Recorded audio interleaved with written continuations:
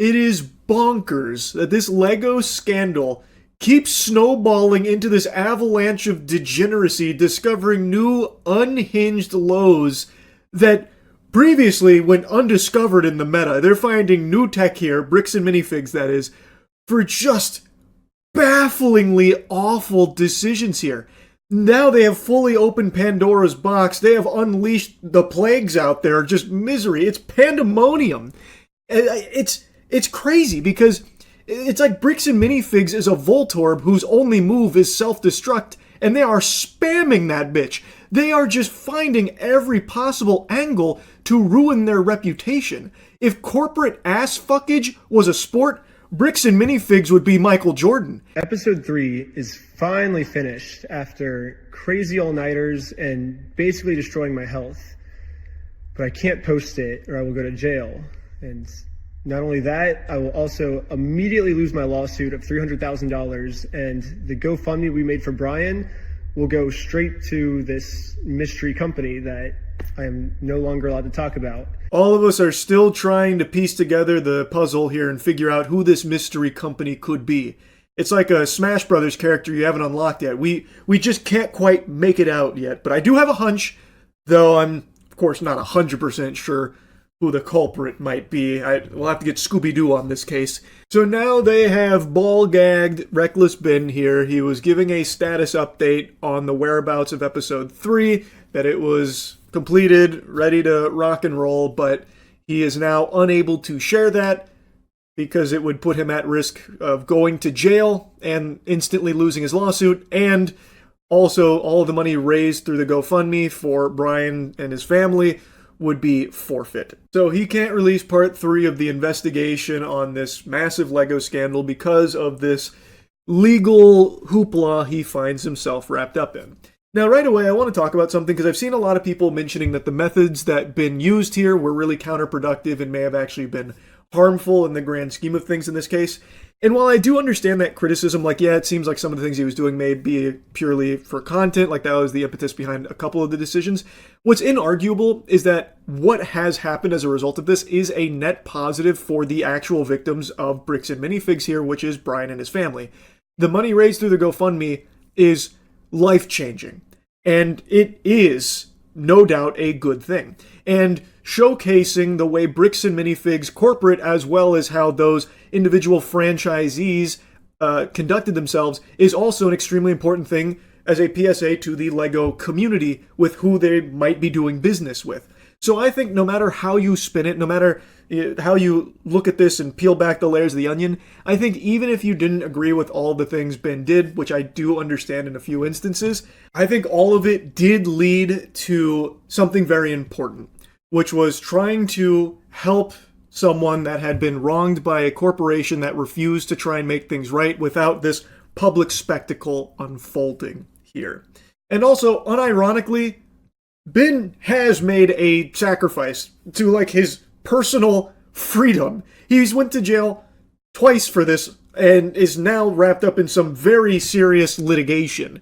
And all of that under the attempts to try and make things right for Brian.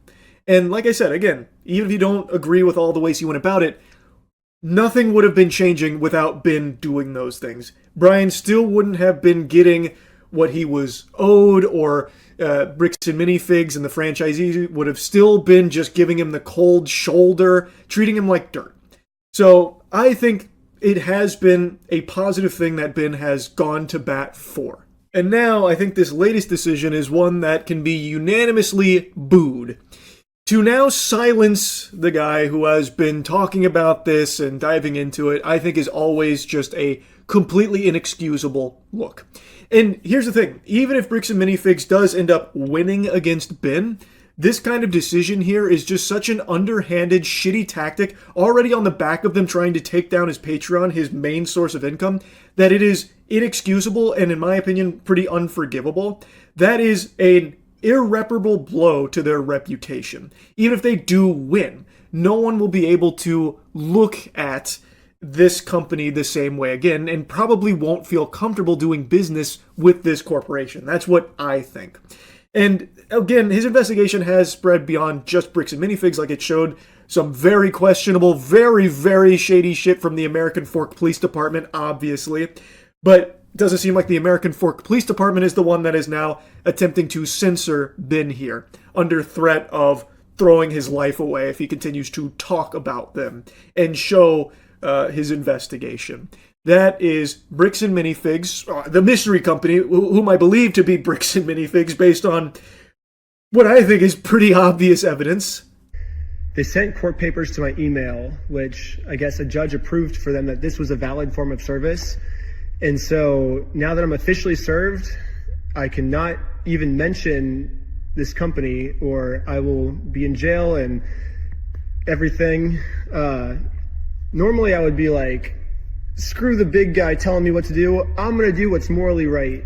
But in this situation, if I do that, then all my friends get screwed with this lawsuit and we lose all the GoFundMe money we raised, like, immediately. Completely understandable. I don't think there's a soul on this planet that blames him for that. There's really no other option than to comply with the demands of this lawsuit here, because if he doesn't, then everyone's getting face fucked.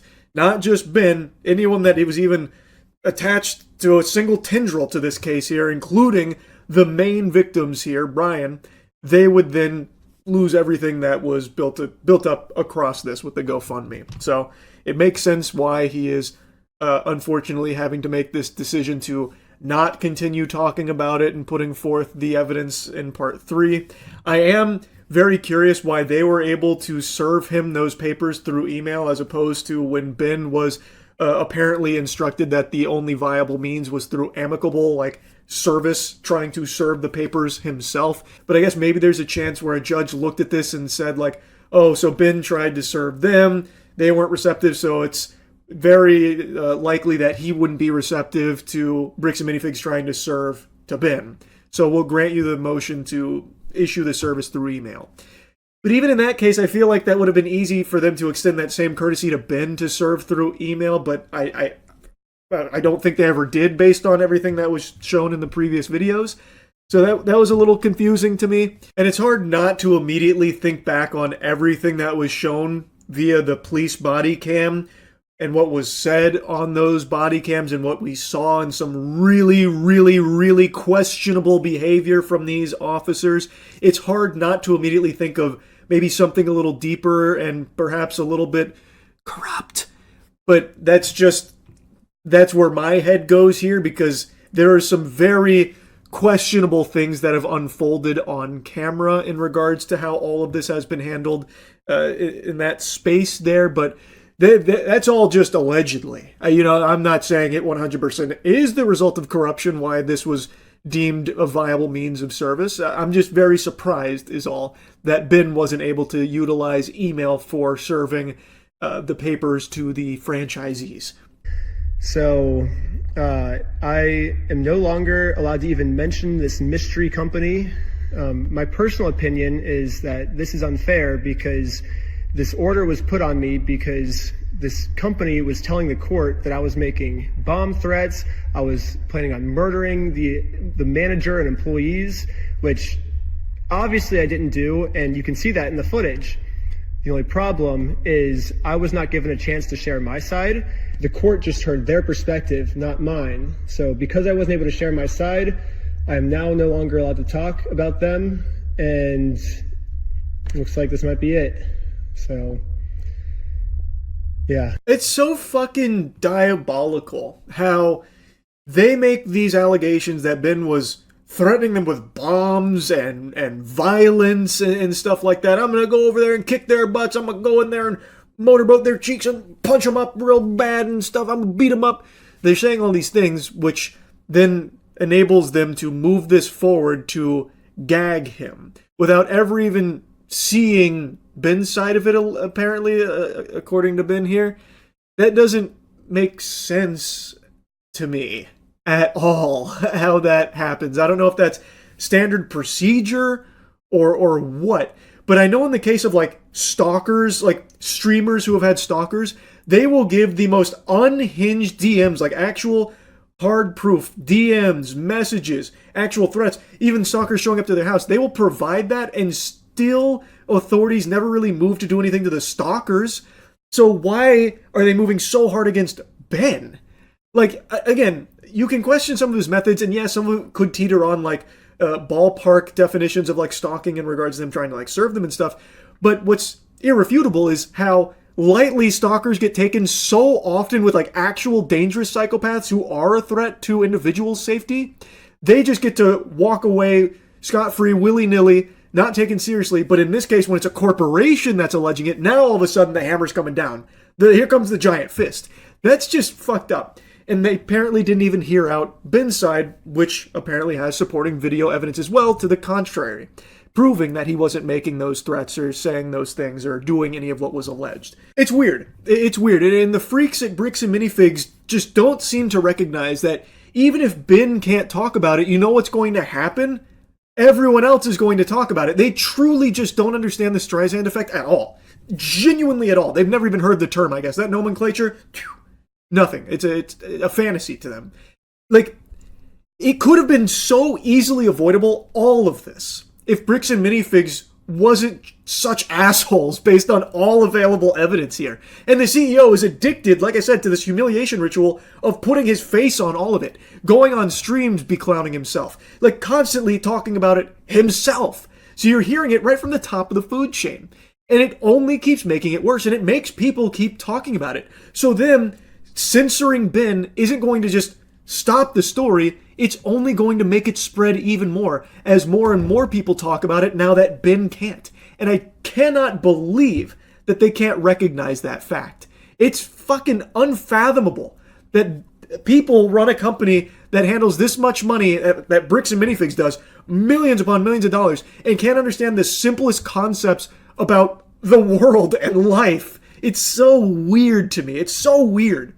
But anyway, very unfortunate new development here in this Lego scandal. Had to yap about it. That's really about it. So yeah. This Lego scandal's got the streets looking like it's Gotham City out here. So CoffeeZilla just made a video talking about his investigation that he's doing into the whole Bricks and Minifigs, Reckless Ben thing. And in doing this investigation, he discovered Lego Vigilantes that have been going around causing a ruckus, even getting into physical altercations, throwing hands, eating knuckle sandwiches at other Bricks and Minifigs locations because they believe that they're all operated by the same cast of comic book villains here. I didn't think this needed to be said. I thought this was something everyone understood, but clearly not. The Bricks and Minifigs that started this whole thing was a single location that corporate came in and took control of and put in Dumb and Dumber. And that was Patient Zero here. That was the genesis of all of this. But that doesn't mean every Bricks and Minifigs is the same. See, the way that this works is these are franchise locations. So that means they are owned and operated by individuals that aren't necessarily Bricks and Minifigs corporate zombies like Ammon. Ammon isn't going to each and every single one of these locations with it putting everyone under his thumb and fucking tweaking on their nipples or anything. These other locations, like the ones where people are now going in their fucking slap box and getting the brass knuckles put on, are not associated with what happened here and likely have no involvement with Ammon or any of the higher-ups on the Bricks and Minifigs food chain. They are separate entities under the same umbrella, but they are operated by different individuals that likely don't have a whole lot of, exchanging of saliva with the top brass at corporate.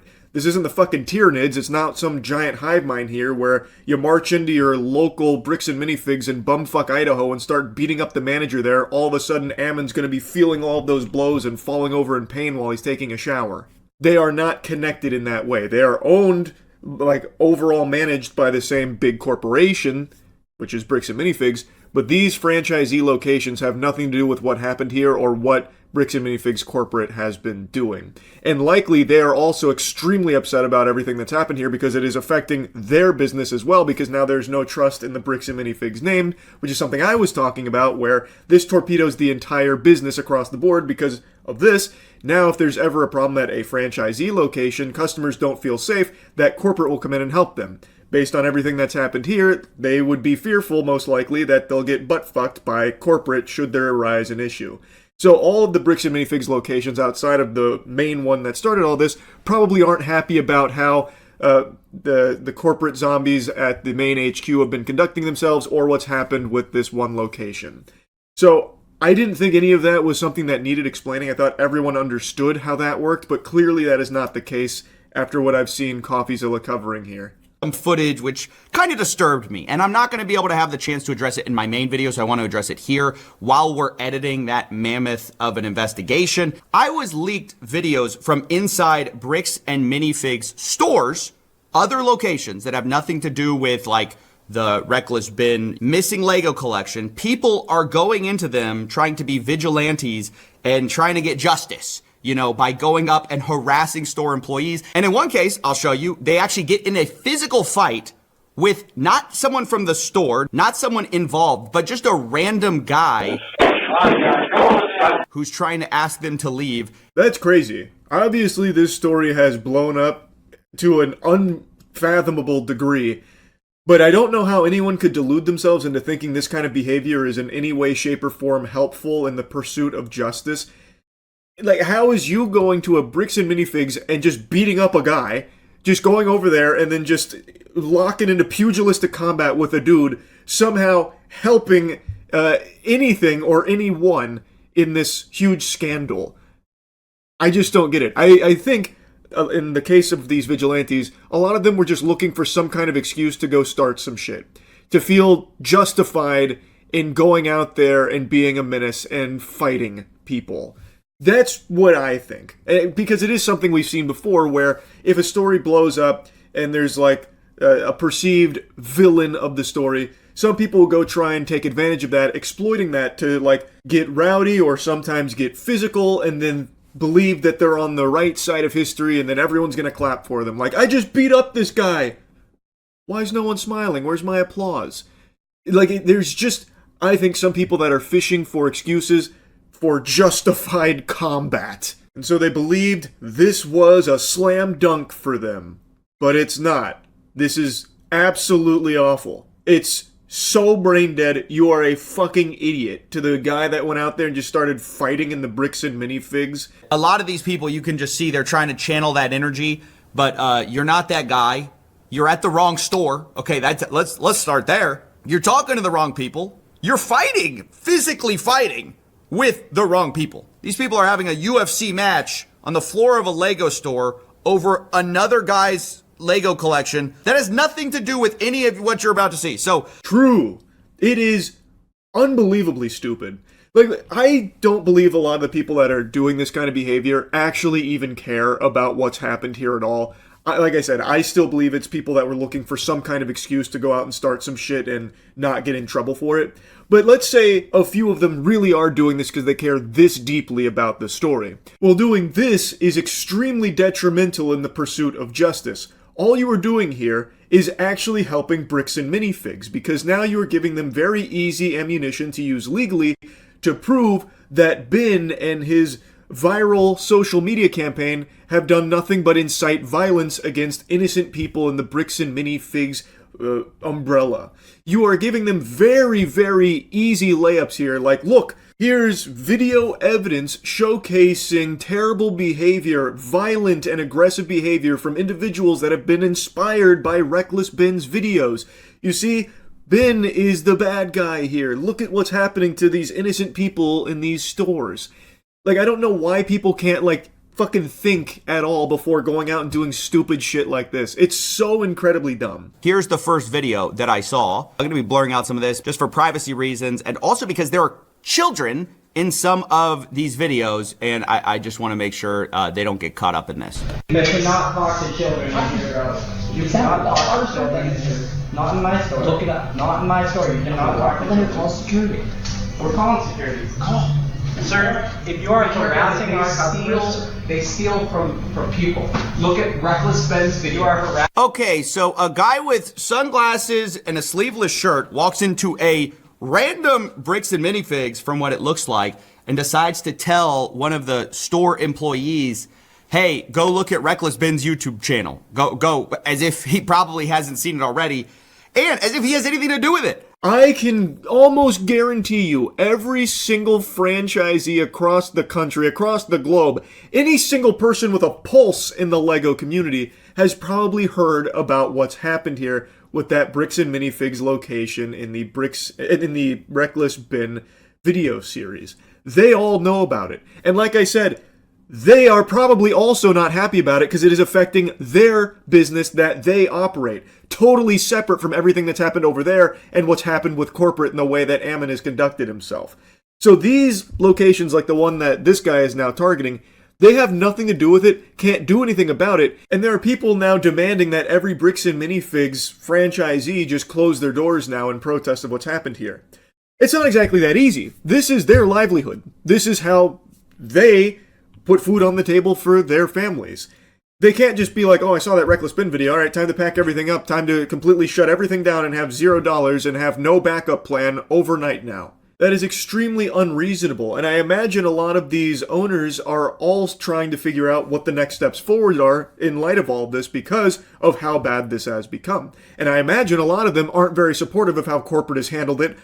I don't think anyone in the world is necessarily on the side of how they've conducted themselves, but they operate totally separate from all of the hoopla that's happened. So it's not exactly something as easy as just, all right, time to move on, we're done here. Like, do you do that? Bricks and Minifigs is far from the only shady, possibly, allegedly corrupt corporation in America, and I imagine a lot of people watching this work jobs at major corporations. Do you go in and quit when you learn about the mistreatment of employees or a lot of the unsavory dealings of these mega corporations? I would imagine probably not, because it's a very difficult thing to just do, uprooting your whole life immediately overnight with no backup plan on where to go next. Like, I don't know why all of a sudden that's being requested of Bricks and Minifigs franchisees now. I mean, I don't know. What's this guy supposed to do? Oh, geez, I saw the video, and now I'm going to make everything right. And I'm going to give back the collection. How does this guy know? This guy doesn't know anything. What are you doing? This looks ridiculous. It's who you work for, you guys. You're working for Trump, bro. What? You're working for Trump. Doors over here, pal. Okay. I swear people are using the fact that, the cops have behaved awfully. A lot of people have behaved awfully in this situation to pretend it's like the day of the purge and they can live out their fantasy, going up to random store employees and saying, you work for Trump, bro. You're working for Trump, bro.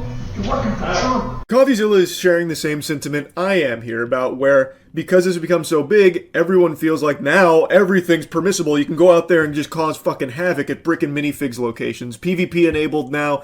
This guy's going in there saying you're working for Trump. Trump probably can't even spell Lego. Like, I have no idea where that's even coming from here. I didn't recognize the Trump administration got involved in the Bricks and Minifigs scandal. That's news to me. From another store location. In it, you'll see three people. One, in green, he came in to confront the manager. Up here is the store manager in blue. And over here, we got our white knight. No. Cool. Here in public, yeah. You guys are liars. Yeah, I'm sure. No trespass. Hey, you call 911. Yeah, I did it. Call 911. So you can hear a little bit. He starts talking about something, and then you guys are liars. And then the guy responds, look, I'm going to trespass you. The other guy laughs and goes, yeah, do it. Yeah, I'm sure. No trespass. Hey, you call 911. Yeah, I did it. Call 911. Let's make sure that it's 30 seconds. Why are you in my store? You're going to leave next year. Get out of here. Get up. You're going to have a serious attack. So Coffeezilla gave a great, concise summary of exactly what unfolds here. I'm just kind of showing you the footage itself, but basically, that guy's gone in there to berate the manager, talking about how he's working for liars, and then another customer over there is hearing this, and he's not too happy that they're besmirching the good name of the Bricks and Minifigs that he's in. So the other customer is coming to defend the honor of this store, which is outrageously silly. The guy doesn't even work there, is not even associated with the company in any way, shape, or form. He's just a shopper who didn't like hearing these mean things about Bricks and Minifigs. So he physically intervenes, puts hands on the guy, and that's what starts the fight. You're going on your side one, leave. Who are you? You work here? No, I don't. Who the fuck are you? Yeah, I'm sure. You know why I'm talking. Yeah, I do. You know why? Now get out. You want to wrap this up in this shit? You have no authority. I don't work here. You don't either. Yeah. So our altercation really is one guy going, "You don't work here," and the other guy says, "Well, neither do you." This ain't gonna find the Legos. Brian Mansell's collection ain't in the store, guys. I just wanted to speak with you. Then you leave. Dude, who are you? You have no authority. Why did you tell me what happened? Why are you not listening? Why are you not listening to someone listening?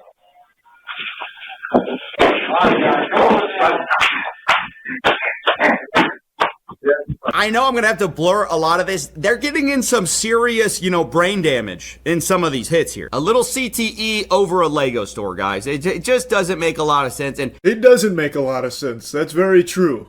I cannot wrap my head around how anyone would think this is somehow helpful in any way, shape, or form to be marching into the local Lego store here like you're some superhero to have some stern words with the manager. And then I also can't understand how just a customer at the store would be like, absolutely not on my watch, and then start putting hands on the guy for it and then getting into a fight, like a full-blown fight. It's just absurd. It's actual, it's just preposterous.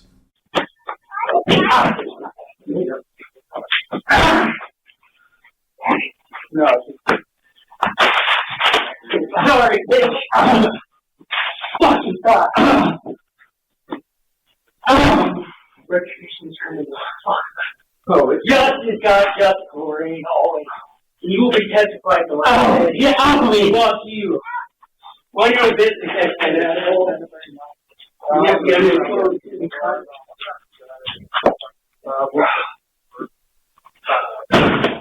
they took my phone.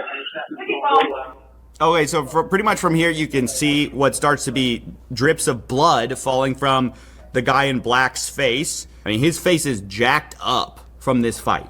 Actually pretty brutal. So he does have a lot of blood leaking from his face there. The guy then leaves the store, apparently took his phone too, so he robbed him as well. I don't see how he thinks he's the hero in the story by brutalizing this guy. It's embarrassing. You're just another bad person in this situation if you behave like this. And even the guy who's playing, superhero in the store, going up to the other guy and engaging and trying to put hands on the other guy, that also is just escalating things. I feel like this entire situation has been a series of unnecessary escalations. It really is just embarrassing trash behavior all around. I didn't think there was a world where people would think that somehow this kind of action is justified or helpful to the overall case here and the pursuit of justice. I didn't realize there was confusion on how all of this was even unfolding in the first place in regards to it being this one location and those franchisees. I didn't realize people thought that extended to every single Bricks and Minifigs around the country. That is just not how it works. You going to your local one isn't going to somehow locate Brian's father's Legos, or you're not going to uncover some huge secret there that blows the lid wide open on this case or anything like that. All you're going to do is, once again, cause a fucking unnecessary ruckus like this, maybe get into a fight, I suppose. It's just dumb. It really is. So yeah, the Lego Vigilante trend here, pretty cringe shit. That's really about it. So yeah. Help! A short, bearded man has fallen into addiction in Lego City. But I don't want to give up the needle. I am glued to this Lego scandal, and today has been an action-packed day of new developments in this case. I'll start with the one everyone has now seen. The Bricks and Minifigs franchise owners, the stars of the circus that had been the subject in most of the video coverage around this case, Brandon Best and Joshua Johnson, aka Voldemort and Dr. Evil, have reached a mutual agreement with Bricks and Minifigs to part ways. They announced the permanent closure of its Salem, Oregon store, the one at the heart of this scandal. They announced this like it's fucking E3, as well as making a mention that there was a mutual agreement reached with the franchise owners of that location, Brandon Best and Joshua Johnson, due to a devastating social media campaign.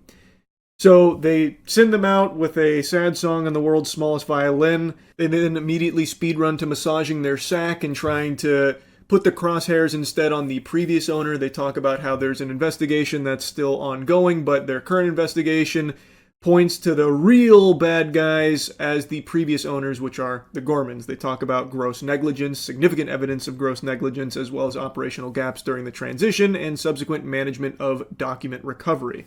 They then provide a lot of information that they've gathered through their investigation, and some of it does have corroborating evidence that other outside parties are now talking about and providing as well. And I'll get into that in a moment, because it does seem like there was a lot of really convoluted, messy problems here, even before BB and JJ, Brandon Best and Joshua Johnson, got involved here from the top turnbuckle. What I find interesting, though, is that they are immediately going into, it's the previous owners, let's all forget about this. Yes, Brandon and Josh are gone. Okay, we can celebrate, but let's talk about the real villains. When even if Brandon and Joshua weren't immediately responsible for how sloppy everything got off rip, they are responsible for their own behavior. We have oodles of body cams, which I know about the unredacted body cams. I watch those. It definitely doesn't look good for the bricks and minifig side of things, but I don't believe I'm actually allowed to show anything or talk about that in depth because I don't know if it's entirely legal how they were obtained. But even outside of that, we have the evidence of Brandon and Josh's behavior to Ben on camera and the things that were being said over the phone and how aggressive and vulgar and hostile they were immediately, even upon just a request to try and get this resolved amicably. So again, even if they're not solely responsible for all of the hoopla legally with the consignment and all of that and what was coming from corporate or what was coming from franchisee, they didn't conduct themselves professionally in any way, shape, or form and only served to exacerbate issues. But Johnson, the new owner of this franchise, also claimed that he had the right to that property. Here's the statement that he made to police, quote, "However, due to the claim that Mr. Mansell continues to call the business despite being told not to and encouraging others to do so as well, he does not want to give these items to Mr. Mansell." He added that he also doesn't feel he needs to since the store's inventory became his once he took it over. So he didn't want to give the items to Mansell because of Mansell's phone calls? And why didn't the police order him to return the sets to Mansell immediately? I guess we'd have to talk to the DA. I wanted to briefly dump that clip from the Legal video in here because I think that is just comical coming from a ghoul like Josh, who is just like the caricature of a Reddit telephone tough guy. He talks all big and strong, puffs out his chest over the phone. "Fuck you, bitch. You stole the Legos. Let's tango. Don't tussle with the muscle." That kind of stuff. Like he's recorded melting down and crashing out multiple times throughout this whole thing. And then he's like, "Oh, well, he hurt my feelings. He kept calling us and that annoyed me, so I'm not giving it back. In fact, I don't even think I need to. I took over this store, which means everything in it is mine now." Which, in a surprise to absolutely no one, isn't exactly how that works. And it's something Legal goes in depth on towards the end of the video about, like, the messiness of consignment and stuff like that, and giving examples of, like, how probably don't have the ability to just not give that back. But, again, he's not the only legal analyst that has weighed in on this. There's been so many like lawyers and a ton of like law professionals that have been weighing in on this case because it's just exploded. It's massive. And what's so interesting is how there is so many differing opinions and perspectives from lawyers and experts in law across not just YouTube, but on other outlets as well. There is like no consensus on the whole thing. Some people believe it's a slam dunk case of theft or like a corporate fucking hoo-ha that, you know, they're way in the wrong. And others actually believe that it's not as clear cut as that. The one thing that seems to be agreed upon by everyone is that it is very messy, but Bricks and Minifigs didn't act optimally. They certainly weren't doing the best here, especially not the franchisees. Brandon Best and Joshua Johnson. So even if there is like some convoluted legalese that makes it a little trickier, ultimately nobody handled it perfectly, which has made it become such a nuclear bomb of drama. Now, there has been a lot of new information, like I mentioned, and a big piece of that is calling into question the actual value of the Legos from the very beginning. It has always been alleged $200K worth of Legos, and in fact, that's even what it was marketed as. But apparently that was all just, hype train stuff and not representative of the actual value of the Lego collection. It was all just buzz. So through the Bricks and Minifig investigation, as well as others coming forward and going through it all, the speculation is now that it was around $100K worth of Legos, and that of the remaining Legos that hadn't been sold already, it was as low as $6,200, but that varies from source to source. Because again, throughout all of this, it is still impossible to know what exactly is true and what is speculative. So like finding the truth amongst all of the sludge here is still really difficult. But now there is a call into question about like the total value of the Lego sets themselves.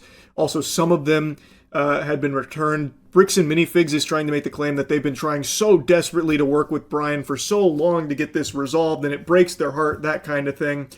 When on camera, you can watch the CEO, Ammon, who just did an interview, by the way, that I want to show you some clips from, just outright refusing to even engage with Ben about it or even entertaining the idea of trying to get things solved, instead wanting to go scorched earth off rip, rolling up his sleeves like, okay, let's get after it then. And now all of a sudden he's, the Zen master, he's fucking, peace on earth, why can't we all be friends kind of guy. Like, so he's really changed his tune now, even though on camera before all of this blew up, he was really adamant about, guess we're going to have to go to, have a fight about it. So now all of a sudden, Bricks and Minifigs is like, we just want to help, we want to make them whole, when all the evidence points to the contrary for the longest time. And another big piece of this is still about consignment. That has been what the huge part has been for a long time. I'll get to that in a moment, but another thing is about, like, the Gormans, because another thing that's come out is that Crystal had actually had some of Brian's father's Legos at her house, not at the store, which is pretty odd. There was also multiple bookkeeping, which made things even more shady and weird. So there was already a lot of moving pieces here. Now they're also saying that Brian wasn't actually being properly compensated by the Gormans, the previous owners of the location, and that's just unacceptable. So Bricks and Minifigs is stepping up. They're the heroes, actually. We should be rallying behind Bricks and Minifigs because look at how much they're doing to try and help the little guy, even though the whole journey here has been them doing everything they can to face fuck him and like bury this. So they have really flip-flopped on their tone behind all of this, but they are now providing information about like this investigation that they're doing, and others are also investigating independently of Bricks and Minifigs and finding similar things. So it has been quite a lot going on. Another thing that's been called into question is the legitimacy of Ben's claim about their victory in small claims court. That also has a lot of messiness associated with it and a lot of question marks now. So this whole thing is starting to get even more wild and wacky and just this crazy fucking web. Now, I want to show you another clip from Legal Eagle's video in regards to consignment, because like I said, that is still one of the biggest pieces here, and there is, on security camera footage, inarguably, a higher level position at Bricks and Minifigs confirming that they're taking on that consignment liability, which may not be technically binding, but it does seem like that is a big deal, that they did verbally state that that's going to happen. And Bricks and Minifigs keeps denying that they do consignment, and they always train against it. But all the evidence points to, in their contracts, they do allow for consignment. So why are they contradicting themselves? Also, the CEO has become addicted to humiliation. He's doing his own nationwide humiliation ritual and is going on like the YouTuber shows where he is, again, contradicting some of the statements that have come forth from the company. So the whole thing is very fucking peculiar. But anyway, here's the consignment piece towards the end of Legal Eagle's video that I think is pretty important to the overall case. But Bricks and Minifigs Corporate has argued that consignments violated franchise policy or were unauthorized under the franchise agreement. So we took a look at the Bricks and Minifigs 2003 franchise agreement, which does not say that stores can't use consignment. Quote, subject to our standards, specifications, and approval, if we so require, you may also offer the following products and services. Consignment services.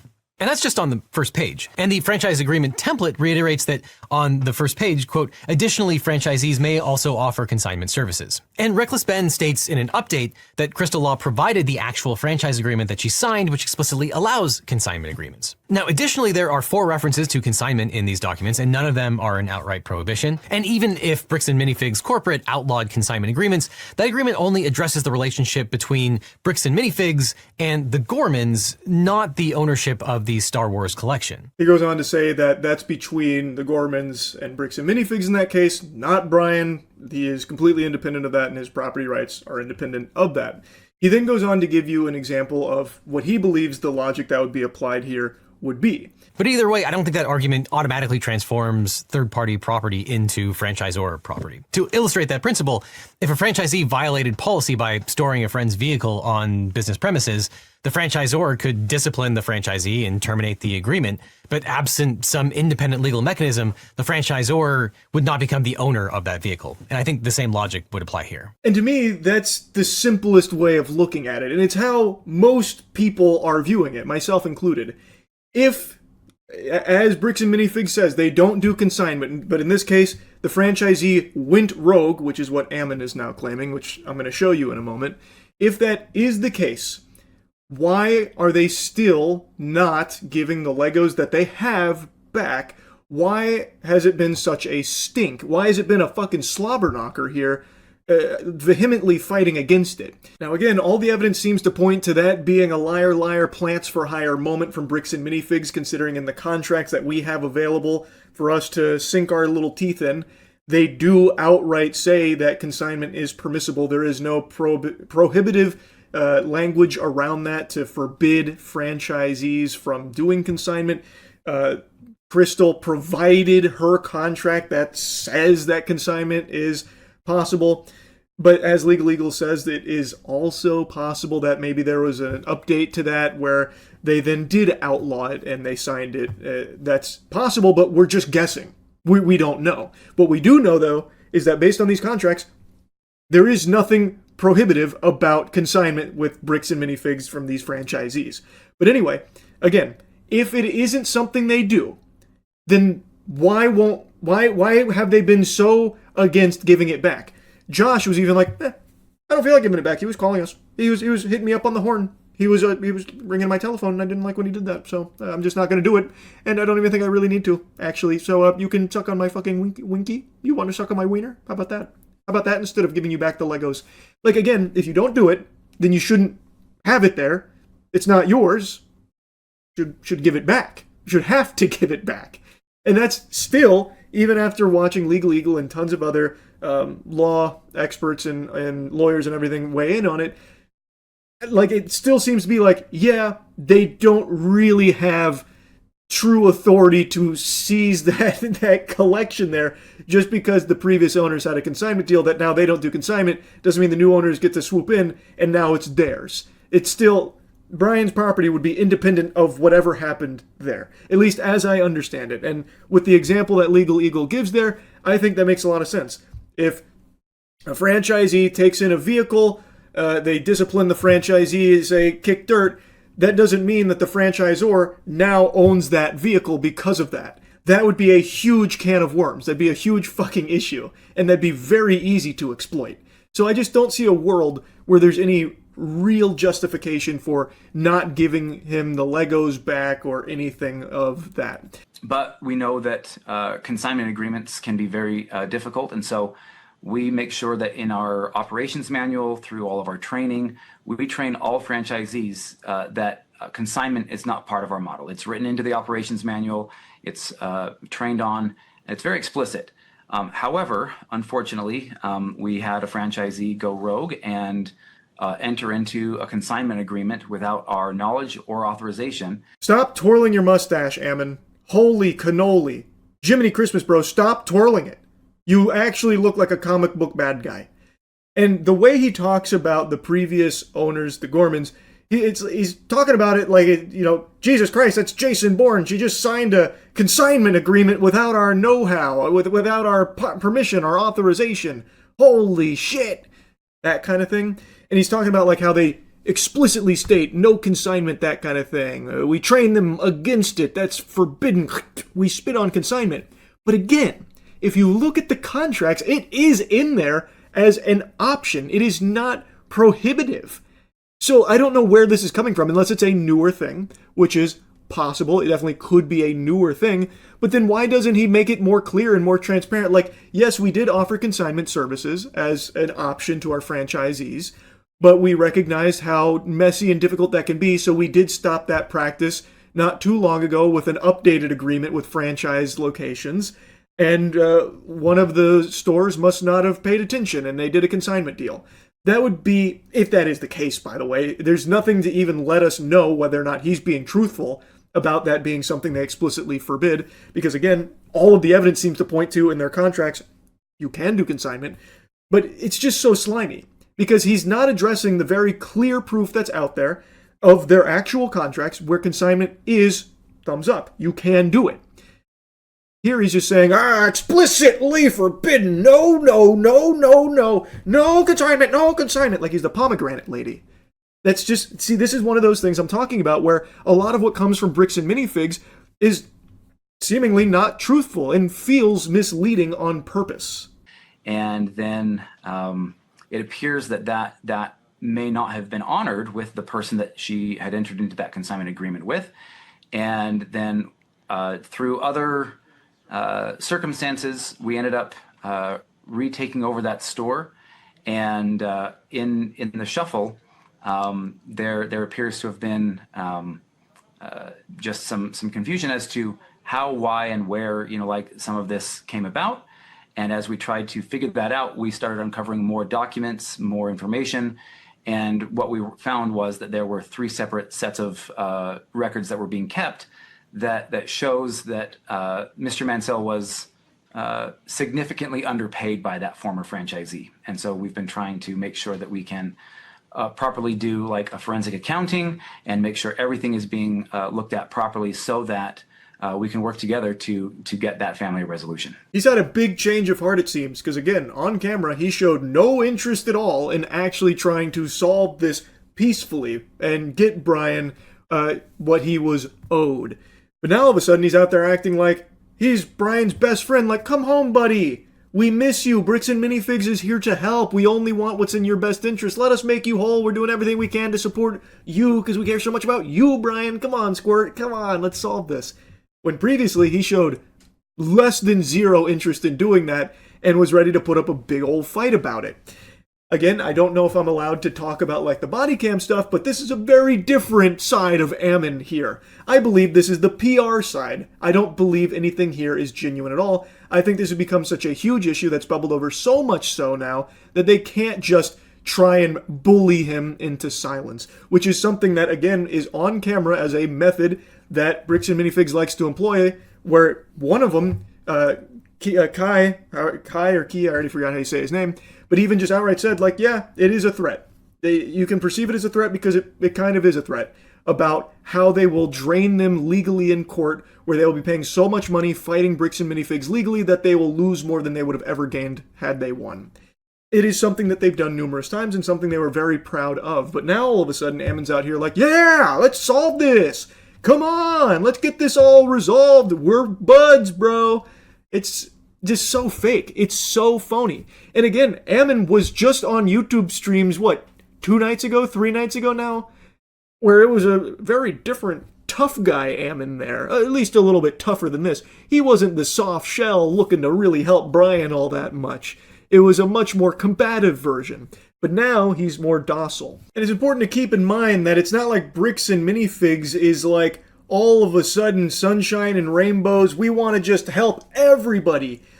We just got information from the CEO of Patreon that they have filed all the legal paperwork to try and force Patreon to remove Ben's Patreon account which is his main source of income.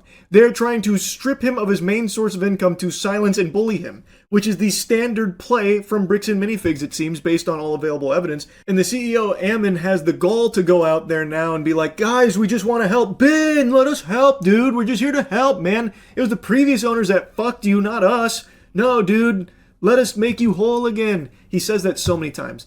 And I believe that's because maybe he's in a more desperate position now, because it seems like some of Bricks and Minifigs partners no longer feel comfortable doing business with them. There was a statement put out by one of their big partners here, minifigs.me, and they don't feel comfortable working with Bricks and Minifigs, despite this being a huge blow to them on a business side. Minifigs.me, that is. It wasn't an easy decision for them to make, but this has become such a big story that now brands that have worked with Bricks and Minifigs don't feel comfortable continuing to do business with them. So I think Ammon has now been alerted to how bad all of this has gotten for them, and is now just trying to say what he believes will cause all of it to simmer down, which is, we want to make them whole, we're here to help. Josh and Brandon are gone, we've parted ways, they've sailed off into the sunset. Can you guys please just drop this?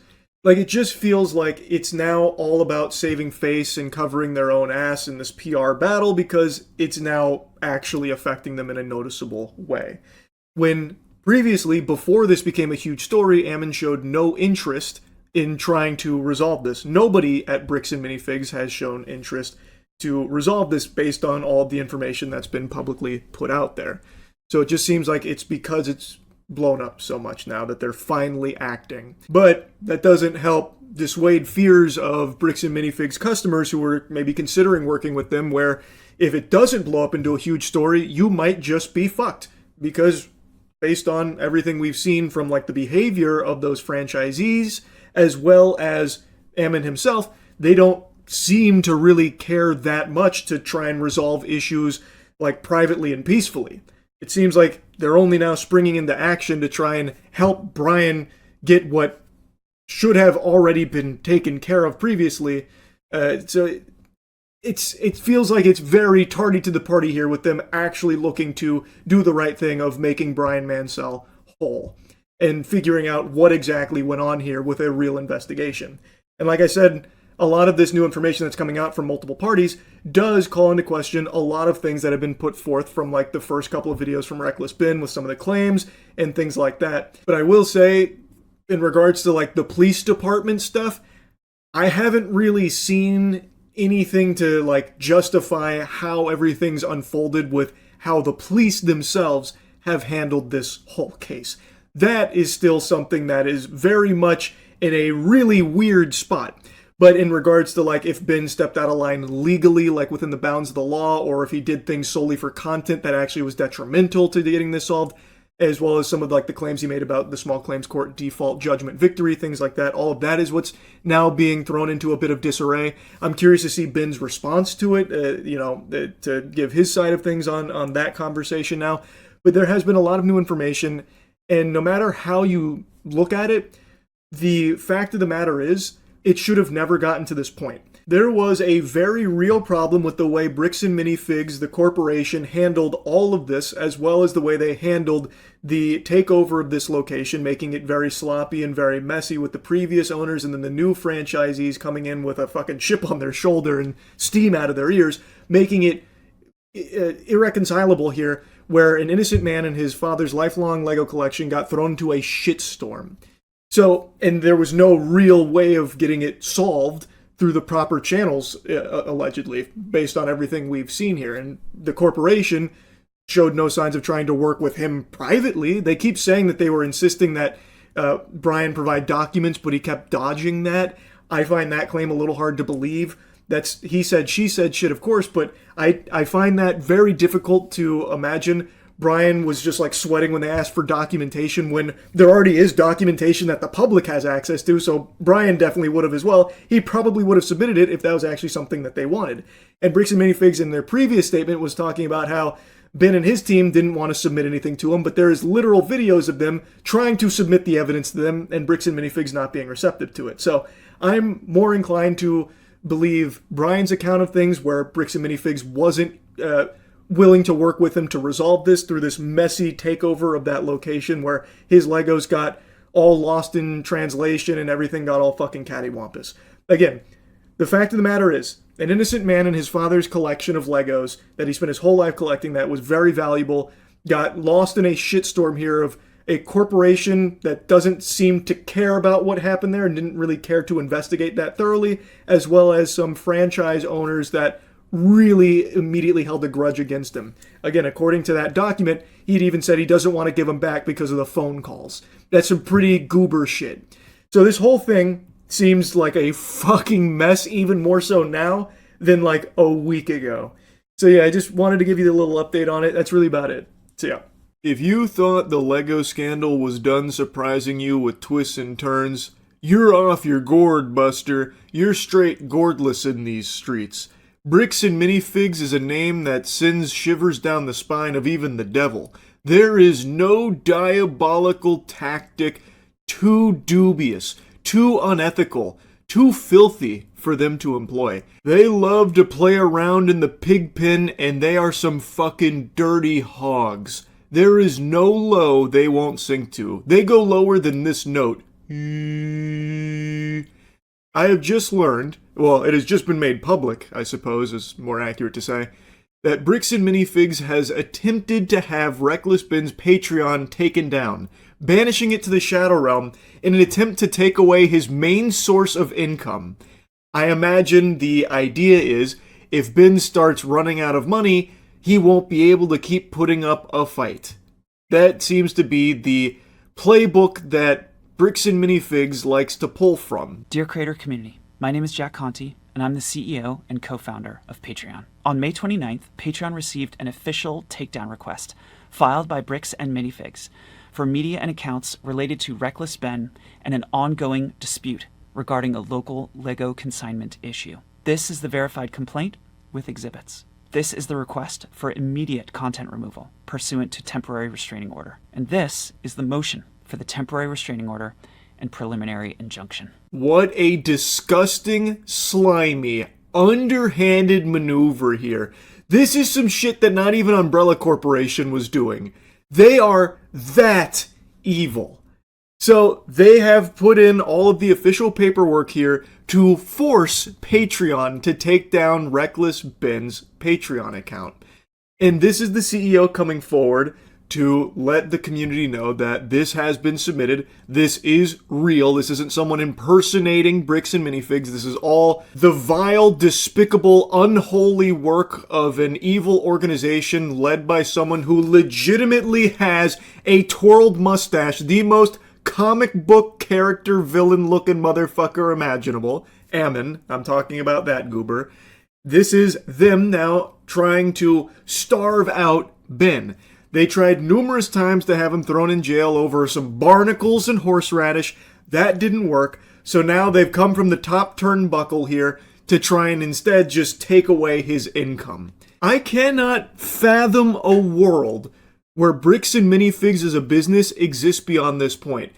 I just don't think it's possible, not even in a fucking fairy tale, because who would possibly feel comfortable going into bed with them from this point forward, knowing what we know now? Even just fully setting aside what I believe to be blatantly obvious, bare-naked corruption from the local Utah police department over there that Bricks and Minifigs top brass are utilizing like their own personal fucking military force, their own little hound dogs. Even setting that aside, the immutable facts are, Brian brought his father's extremely valuable Lego collection he collected over the course of his life to sell through Bricks and Minifigs here, and then everything went tits up. He didn't receive any payment for it despite them selling that collection, and they still refuse to give back the collection.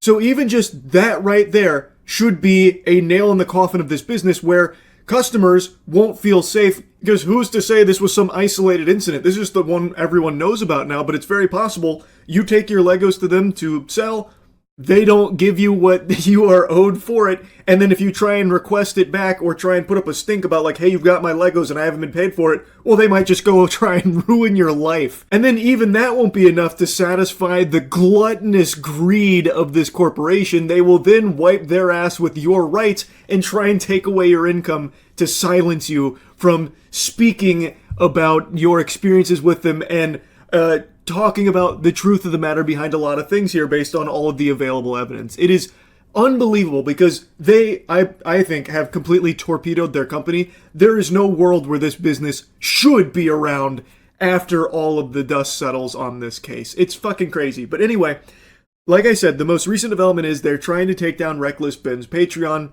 to take away his main source of income. And they've submitted all this paperwork. They've given it to Patreon to force their hand to take it down. But I've saved the best part for last. So after an extensive review and investigation by Patreon's Trust and Safety team, we have in fact, unfortunately determined that Bricks and Minifigs can stuff it. We're keeping Ben's page up. And if Bricks and Minifigs doesn't like that, they can sue us.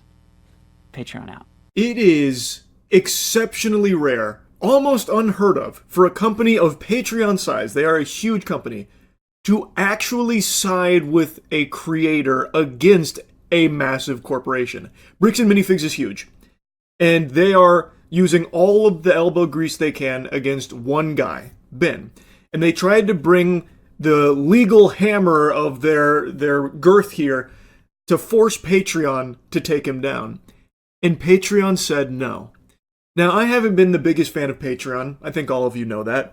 But this right here from the CEO, I think is such an admirable move. Like, yeah, it's kind of easy PR at this moment because everyone rightfully is against Bricks and Minifigs. But it's extremely difficult and extremely uncommon for a company to actually put their own ass on the line to help a creator and protect a creator they believe is in the right. Because there is a chance Patreon does get sued here. They are going against the orders that have been submitted to them for this takedown. So they could be on the hook, which I find extremely admirable for them to be willing to fight with Ben to protect him against this injustice, or what appears to be injustice based on every single piece of evidence that has been provided, of which Bricks and Minifigs plus the police department have provided none. Actually, zero evidence of their own, by the way. So I think this deserves a big round of applause here from Patreon to just say, fuck you, we're going to keep it up. Yes, you submitted all this paperwork. Congratulations, it's going in the trash. And if you want to proceed further, you can sue us. That's kind of them big dogging them because Patreon does dwarf Bricks and Minifigs. So Bricks and Minifigs loves to talk about how they will drain their opponents of resources through long drawn out legal battles because they have enough money to just burn on it. So then it'll end up costing the normal civilian more than they would have ever stood to gain. Well, they can't really do that against Patreon because Patreon will actually just slap them silly. They have much more money than Bricks and Minifigs. So they probably tugging at their collar like, eek, we can't make that threat against them. That won't work. That'll fall flat.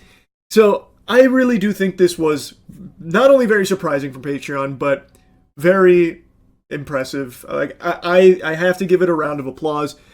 Big hats off to them for sticking beside one of their creators in the face of a corporate bullying and silencing attempt. So yeah, I just wanted to give you this little update. That's really about it. So yeah. Yeah, even more unhinged craziness in this huge Lego scandal with Bricks and Minifigs has just unfolded. The Utah Police Department that was responsible for a lot of the inexplicably hostile and ridiculous behavior that we talked about yesterday with part 2 from Reckless Ben's investigation, that police department has now sent forth its softest jester to try and explain their side of things and justify a lot of what's now been put into the public eye. And this guy is so soft-spoken, it is very difficult to even hear him in the first place. This guy must have just had his fucking tonsils removed. So, I'm just giving you fair warning. It's going to be hard to hear it, but what you can hear is all the bullshit that he's driveling out. And it's so interesting because there have been numerous opportunities now for Bricks and Minifigs and now the American Fork Police Department here to actually start debunking things if there is another side to this, if everyone is being misled by Ben's videos and it's like manipulated footage and out of context to make them all look bad. It's all like this big dubious plot. If that was the case, then why hasn't Bricks and Minifigs been able to issue a response that is trustworthy? Their last response had multiple lies in it that are provably incorrect, especially in regards to the consignment, and there's now been 2 instances of the Bricks and Minifigs top brass going on live stream to try and defend and justify their actions, and it's been a fumble. That has been a fucking floundering of the ages there. They haven't been able to explain their side or debunk any of the claims here or anything. And again, their official statement was littered with lies that are easily provably wrong.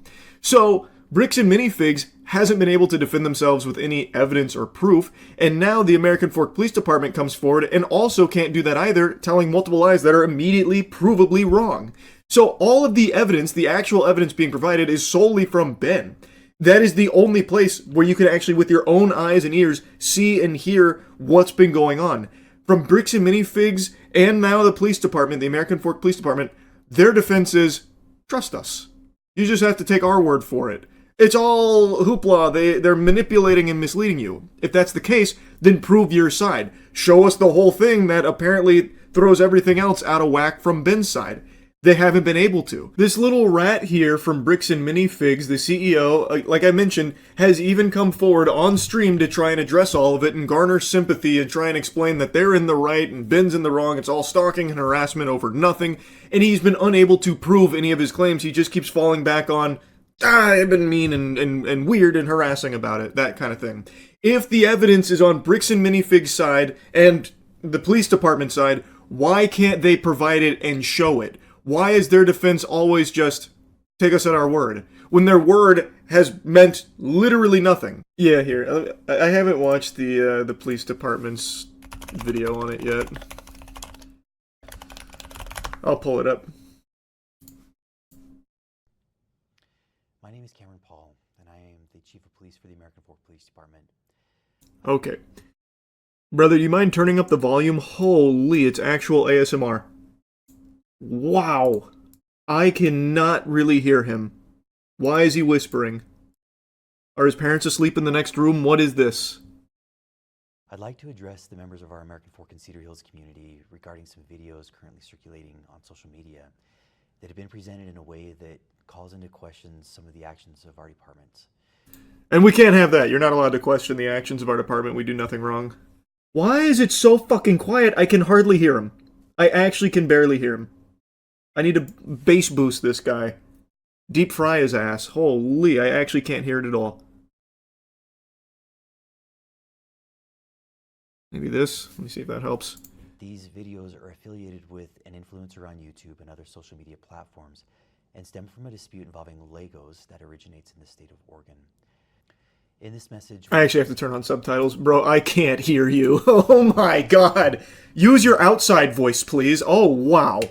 Mr. Johnson reported that earlier that same day, a suspicious male had been at his residence.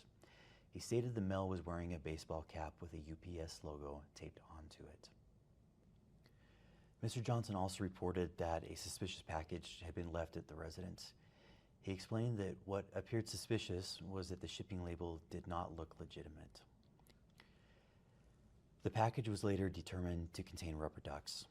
Mr. Johnson that he believed the male was an individual named Benjamin Snyder, who, according to Johnson... I can't believe it. Mr. Johnson further explained that civil proceedings were occurring in Oregon and stated that he believed Snyder was sending individuals to his home to harass him. To serve him, brother, they can only go forward if he gets served the papers, which is what he was trying to explain to the officers that were called out there numerous times, literally countless times. How else, like, he can't go himself because Josh is a bitch and has, like, formally trespassed him, so if he shows up, he goes to jail for it. But by law, through the legal process, he has to serve those papers. So, like, what's he supposed to do? Now, the rubber ducks, that's probably something totally separate. I'm sure that probably doesn't tie directly in to serving him the papers. But brother, it's not harassing him to try and serve him the legal documents. This is a legit tactic process servers use, by the way. The rubber ducks is? Let me look that up. I'm very unfamiliar with all of this, so let me see. No, like using disguises. Oh, that I know. I thought you were talking about the rubber ducks. No, I know about that. That's a very common thing. I thought you were talking about sending rubber ducks for some reason as, like, first contact. Officer Tonga issued Adams a trespass warning at Mr. Johnson's request and instructed him not to return to Mr. Johnson's residence. At approximately the same time, Officer Richardson arrived in the area and located a dark-colored Hyundai vehicle. Richardson initiated a traffic stop on the vehicle for failing to stop before the stop line at a stop sign and failing to stop completely at that stop sign. Does this guy then go on to say the officer was incorrect? Because we have the dash cam. He realizes this lie is immediately debunked when you look at the dash cam. They stopped at the stop sign. This is a provable lie. Surely he goes on to say that the officer was incorrect, right? Obviously, he's gonna mention that, no doubt. As you can see, we didn't even do a rolling stop. We fully stopped at the stop sign. So this is an illegal traffic stop. That's a clip from Ben's video that just shows in broad daylight, no smoke and mirrors, no baloney. They stopped at that stop sign. Just wanted to dump that in here as a little refresher because what the spokesperson here for the police department is stating is provably false. There is a video, this is from the officer's own dash cam. So either this guy hasn't seen the evidence and is deciding to do this anyway to beclown himself, or they are knowingly lying. I'm more inclined to believe the latter because this isn't the only lie he tells. He tells multiple lies that are provably wrong based on all of the publicly available evidence. Richardson contacted the driver, who identified himself as Tyler Shaw. A rear passenger also identified himself as Benjamin Schneider. When Officer Tonga arrived at the Nope, nothing about it being incorrect about the not stopping at the stop sign. Nothing about that. You know your own evidence contradicts your statement, right? This is is this a crime? Are you allowed to just lie about the circumstances of this? I don't know. I'm not a police officer. I'm not a lawyer. Contact him as part of the investigation. There's got to be a way to turn this guy up. There's got to be. I can't even focus on what he's saying because I can hardly fucking hear it. I feel like I'm taking like a physical with the doctor right now to check my hearing. This is unbelievable. This is unbelievable how soft-spoken this guy is. To contact Mr. Johnson because, according to Snyder, their civil case could not proceed without an attempt at verbal reconciliation. I mean, it's not just according to them, it's according to law, brother. Why are you making it sound like that's up for debate? It's literally part of the legal process. I don't know why he's trying to frame it that way. During the interaction, Officer Fraughton indicated he believed Shaw's eyes appeared glossy and expressed concern regarding possible impairment. You're not going to mention why they got, why this has happened now? Because someone put in a tip that they had heroin? Are we just glossing over that? Did I miss it because I can't fucking hear this guy at all? Sounds like he's talking to me from underwater. We're not going to address the fact that you have just pulled them over because someone gave you a tip that they have heroin, so now you're acting off of just like a fraudulent lie? And now you're saying, oh, his eyes looked glossy. We're not going to bring that up? Interesting, very interesting. Officer Hawkins asked Shaw if he would be willing to participate in field sobriety testing to ensure he was safe to drive. Shaw agreed. Field sobriety tests were conducted and no signs of impairment were observed. During this same time, while Officer Hawkins was conducting his investigation, Officer Fraughton used his police service dog to conduct an open-air sniff around the vehicle. Fraughton's police service dog alerted to the presence of the odor of a controlled substance. Subsequently searched. No illegal substances were located inside of the vehicle or of her residence, taking photographs of the home. The female was described as wearing long, fake, curly hair. Shortly afterward, Joshua Johnson contacted police and reported he was going to shoot someone as a result of the ongoing harassment. Multiple officers immediately responded to the area. While en route, Officer Sumbot with the American Fork Police Department. That seems like a really interesting thing just to get through pretty quickly. He kind of spit that out as if it was nothing, but to me that was kind of eye-opening. So he called the police because, once again, they have shown up to try and figure out a way to serve him these legal papers that he's avoiding like Garfield on Mondays. And now he's told the police, they're here again, and I'm going to shoot someone. Pardon? What? That's pretty alarming behavior, I'd say. From everything I've seen and from everything even the police have described, there's been nothing threatening to Josh or his family's safety or anything. They are just trying every possible option to get him to take these papers as part of the legal process that they are required to do. And now he's saying that he was going to shoot one of them for this continued attempt to make contact for getting served these papers? Is that not like not like something that's a big deal? I think it probably should be. Mr. Johnson stated that the prior owner, Crystal Law, had reported. No, we already know this part. You're just going to tell them that lie. Sent to the store to secure the franchise location and protect company assets. Mr. Johnson further explained. Not company assets, by the way, since they didn't pay for it and apparently don't do consignment, so it's not theirs. Mansell, but according to Johnson, Mansell had not been paid. Mr. Johnson stated that when he arrived at the Oregon franchise location, Mansell demanded payment from Johnson and his business partner. Johnson reported that corporate representatives advised him they would address the consignment issue directly. However, Johnson claimed that Mansell continued attempting to hold Johnson and his business partner personally responsible under the agreement. Mr. Johnson also pretty reasonable. There were Lego sets believed to belong to Mansell that remained at the store. According to Johnson, they offered to return those items, but Mansell refused and continued demanding compensation. Mr. Johnson alleged that Mansell had hired Benjamin Snyder to harass, stalk, vandalize the store, threaten to murder the manager. Threaten to murder? And forge signatures. The forged signatures apparently ties into the rubber duck, so maybe that's true, but threaten to murder the manager of the store? What? Just like Josh believed that there was heroin in Ben's vehicle, which obviously wasn't true. Huh. What an interesting thought there. What an interesting theory.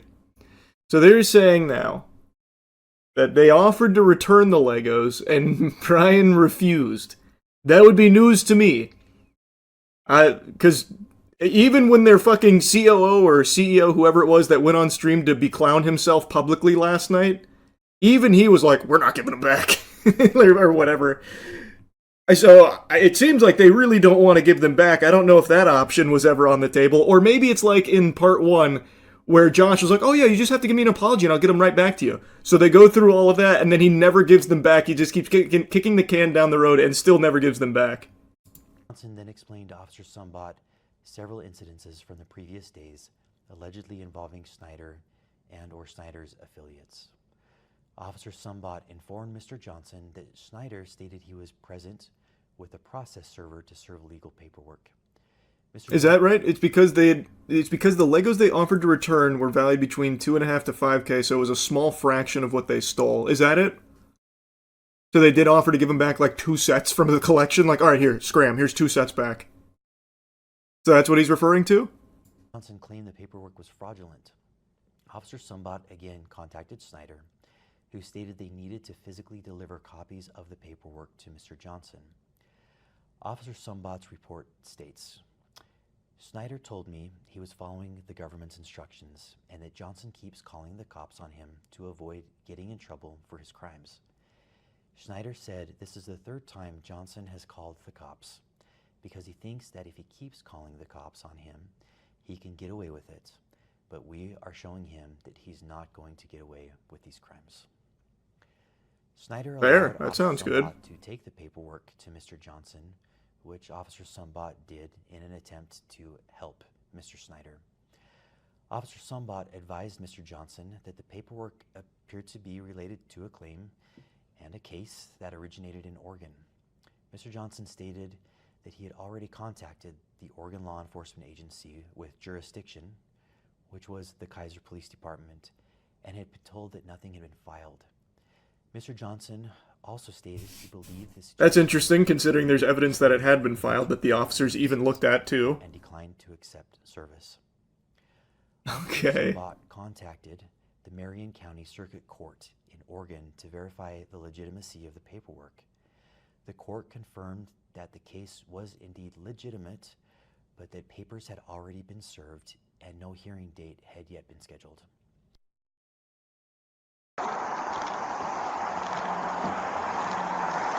That would be big if true. Doesn't seem true though. Yeah. So this is what you're trying to serve them with? Yes. That's required by the court that we have. I wish we could. So. Okay. You okay if I give these papers to them? Yeah, for sure. Okay. Oh, do they show this with no redactions? Okay, we might need you to fill out some documents later then, as proof of service, if that's okay, but because whoever serves him has to fill out a proof of service and might have to fill out some court papers, but...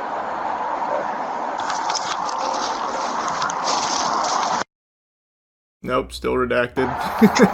Cool. So we'll go ahead and take the full department's word on it. He does not want the paper. So He does not want the papers? Here's that back for you. Okay. He wanted you trespassed. While officers were speaking with the involved parties, a sign was also located on the park strip across from Mr. Johnson's residence. It's so interesting. If the actual order of events is he had already been served the papers appropriately and this was all for content, it surely would have been really easy to let us see that conversation and him prove that he had already gotten the service.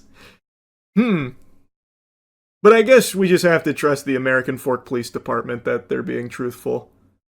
We know Josh is a real upstanding guy. We know he's no nonsense, straight as an arrow. So we should extend that same courtesy to the American Fork Police Department, which has already told 2 bold-faced lies in this statement already alone. Provable lies, by the way. I want to linger on that for just a minute. So the claim is that Josh declined it because he said that he had already been properly served these papers. So this was all just a content thing. Why does the officer just immediately take Josh at his word, and why can't we see that conversation if all of this is truly by the book? This doesn't debunk anything. This is still the exact same order of events that is presented in Ben's video. He declines the service. I decided to look into this, and from what I can tell, you can't even do that as just like a normal civilian. If an officer is serving you legal papers, and peppers probably, you can't just be like, I don't want it. Take it back. You still get served those papers. Like, you have to be. Like, if the officer is the one doing it, there isn't a way to just be like, I'm kind of full. My tummy, I couldn't have another bite. I shan't. Now, from what I can tell, you can physically refuse to touch them, but once the officer is there and confirms everything and is attempting to serve you these papers, it then constitutes the process moving forward. Why doesn't that count for Josh? Why is he allowed to just be like, oh, no, we're already way past that, so take that and scram. And then the process stops there for him. Why is that allowed? Like, I don't get it. I don't see why that's allowed for Josh when it doesn't appear to be allowed for, like, ordinary people. Officers had already given Snyder earlier warnings. Snyder responded that he believed he was following court procedure. An individual commits stalking if the individual intentionally or knowingly engages in a course of conduct directed at a specific individual. And I bet my fart was more audible than this guy's entire speech so far. Would cause a reasonable person to fear for the individual's own safety or the safety of another, or to suffer other emotional distress. Utah law defines a course of conduct as 2 or more acts directed toward a specific individual, including, but not limited to, following, monitoring, observing, photographing, surveilling, or communicating to or about an individual. It also includes approaching or confronting an individual, appearing at an individual's residence, contacting an individual's neighbors. No, I get it. Like, you can definitely make the argument that it would be like stalking or harassment adjacent, but if the orders of the legal system are to serve these papers, and he constantly uses the police department as his own fucking hound dogs to prevent him from doing that, what else is he supposed to do? How else do you serve those papers? They're really fixated on that element as opposed to giving the solution of how he's supposed to lawfully serve these papers in the event that they are refusing the service. I'm genuinely, what else do? You get a process servicer, which is what he did, right? Wasn't that the legal processor? So, like, they did. So what's the other method? If you can't do email and you can't do phone, it has to be physical for whatever fucking reason, and they just keep saying, nuh-uh. What else, like, how else are you supposed to do it that doesn't somehow tiptoe on this line of what is stalking adjacent? Like, I get, like, the filming and stuff, yeah, you could definitely make that as a stronger case, whatever. But the guy is still just refusing it. That still seems like you should be more on the side of the person trying to deliver this lawful order from the legal system to the guy who knowingly still hasn't paid out the small claims court loss that he owes. He is still dodging that, which is a crime. So I don't know, just, what's the solution then? I'd love to hear the American Fork Police Department explain it. I'd love to know. The server does it on your behalf, which is what they tried. Even the officer in this, like in the video and even in their own body cam, the officer was going to be the server, but Josh said no. So he didn't serve it, and they redacted the entire conversation suspiciously. Or not suspicious, obviously, there's nothing fishy going on there. But, like, even a police officer who went to serve it didn't successfully serve it because Josh said no. So then what do? It still counts as served at that point? Not in the system, it doesn't. How would they know?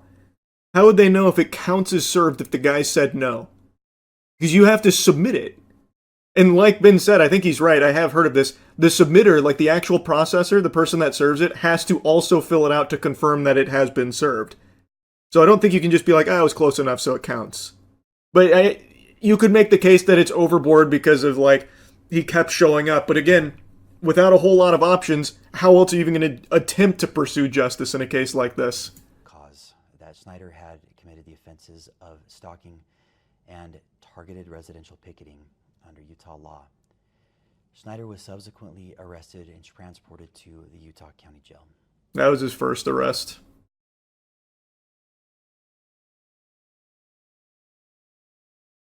That arrest happened right after they learned that the lawsuit and everything was legitimate. So the officer got that information, confirmed it through the official channels, and then they immediately went to arrest him, by the way. And observed 4 individuals hanging a sign directly across from Johnson's residence. The sign appeared to be either the same sign or a replica of the sign that was referenced in case 26AF02033. Officer Richardson contacted the group and asked what they were doing. The group stated they were supporting a GoFundMe campaign for a dying man. One of the individuals, later identified as Sheldon Norcross, voluntarily showed Officer Richardson his phone to display the GoFundMe. While viewing the phone, Officer Richardson observed that Norcross was actively engaged in a FaceTime call. Officer Richardson asked Norcross who it was he was speaking with, and specifically asked whether it was Benjamin Snyder. Norcross confirmed Snyder was on the FaceTime call. God, he's like their boogeyman over there in Utah. The known facts and the elements of Utah's stalking statute, and taking into consideration the new actions from that day, Officer Richardson established probable cause to arrest Snyder for an additional count of stalking. Jesus. Specifically, Richardson believed Snyder was coordinating conduct through third parties that constituted a continued course of conduct under the statute we reviewed. Officer Richardson then decided to seize Norcross's phone, pending the approval of a search warrant, in order to preserve potential evidence and prevent the deletion or alteration of any data. According to Officer Richardson's report, when Norcross was informed that the phone was going to be seized, Norcross immediately began manipulating the device. Oh my god, he's actually going for it. He's alting. That manipulating the device, it's all on camera, by the way. He went to lock his phone. That's the manipulation they're talking about on the device. Making it sound like he went in there with like a fucking magnet or something to start like tampering with it and erasing it like he hacked into the mainframe. Because the officer fucking freaked out. He's like, don't do it! And he's like reaching for his gun or something. Don't do it! You're destroying evidence! Because he locked his phone. It's all on camera, by the way. Now it is officially, they are doubling down on that, digging their heels in, saying that he was manipulating the device, implying that he was trying to hide nefarious activity and shit. Richardson wrote in his report, Norcross then immediately opened his phone and began manipulating it, which led myself and Lieutenant Adamson to believe he was attempting to destroy evidence on his device. At that point, Officer Richardson and Lieutenant Adamson forcibly removed the phone from Norcross's grasp after what Richardson describes in his report as a very brief altercation. Altercation? Norcross You just took his phone and that was it. That was the end of it. Investigation. At this time, officers did not know where Snyder was located. While still on scene, Officer Richardson received information from an American Fork resident stating that several YouTubers had been renting an Airbnb property from this citizen. Officers This is when they raid it. Airbnb with the intent to arrest Snyder for an additional count of stalking. So it really seems like the entire community over here, like the Mormon community here, is all over Josh's meat to like really ride or die for him. So now they're just snitching on them just having an Airbnb. That seems completely unprompted that one of the residents was like, there's some YouTubers that bought this Airbnb. Go raid them with guns, please, ASAP. That's scary. That's some freaky shit. Upon arrival, officers developed probable cause, including information gathered from video surveillance from the Airbnb, to believe that Snyder had entered the residence and had not yet exited. Officers then prepared a search warrant affidavit requesting authorization to enter the residence to locate and arrest Snyder. During contact with the Airbnb... By the way, they don't do this for real stalkers. They would never do this to a real stalker. For an average normal citizen, if you have a stalker that is like a threat to your actual life, they would never go this far. You would be dead in the ground before they ever even thought of acting. The owner reported overhearing conversations about possible stolen Legos. Specifically, officers wrote in the search warrant affidavit, the homeowner also disclosed that he could hear multiple individuals inside the residence speaking about possibly stolen Lego toys they had taken. How reliable. Officers added a request within the search warrant affidavit seeking authorization. We heard some like crackhead say that he thought he heard them talking about Legos they stole. Including Lego merchandise.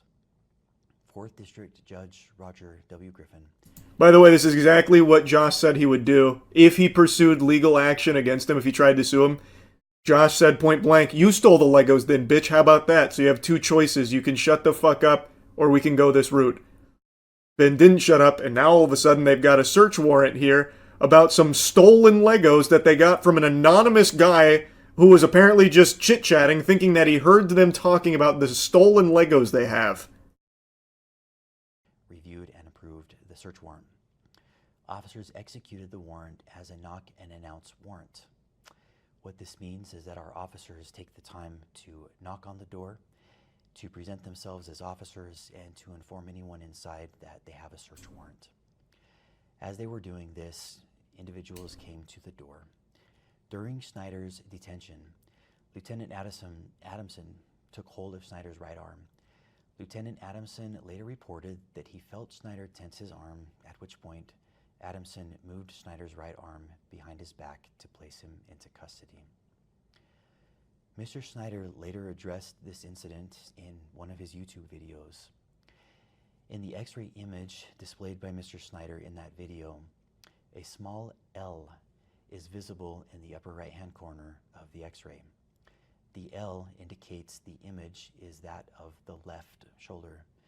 The video shows Lieutenant Adamson handling Snyder's right arm during the arrest.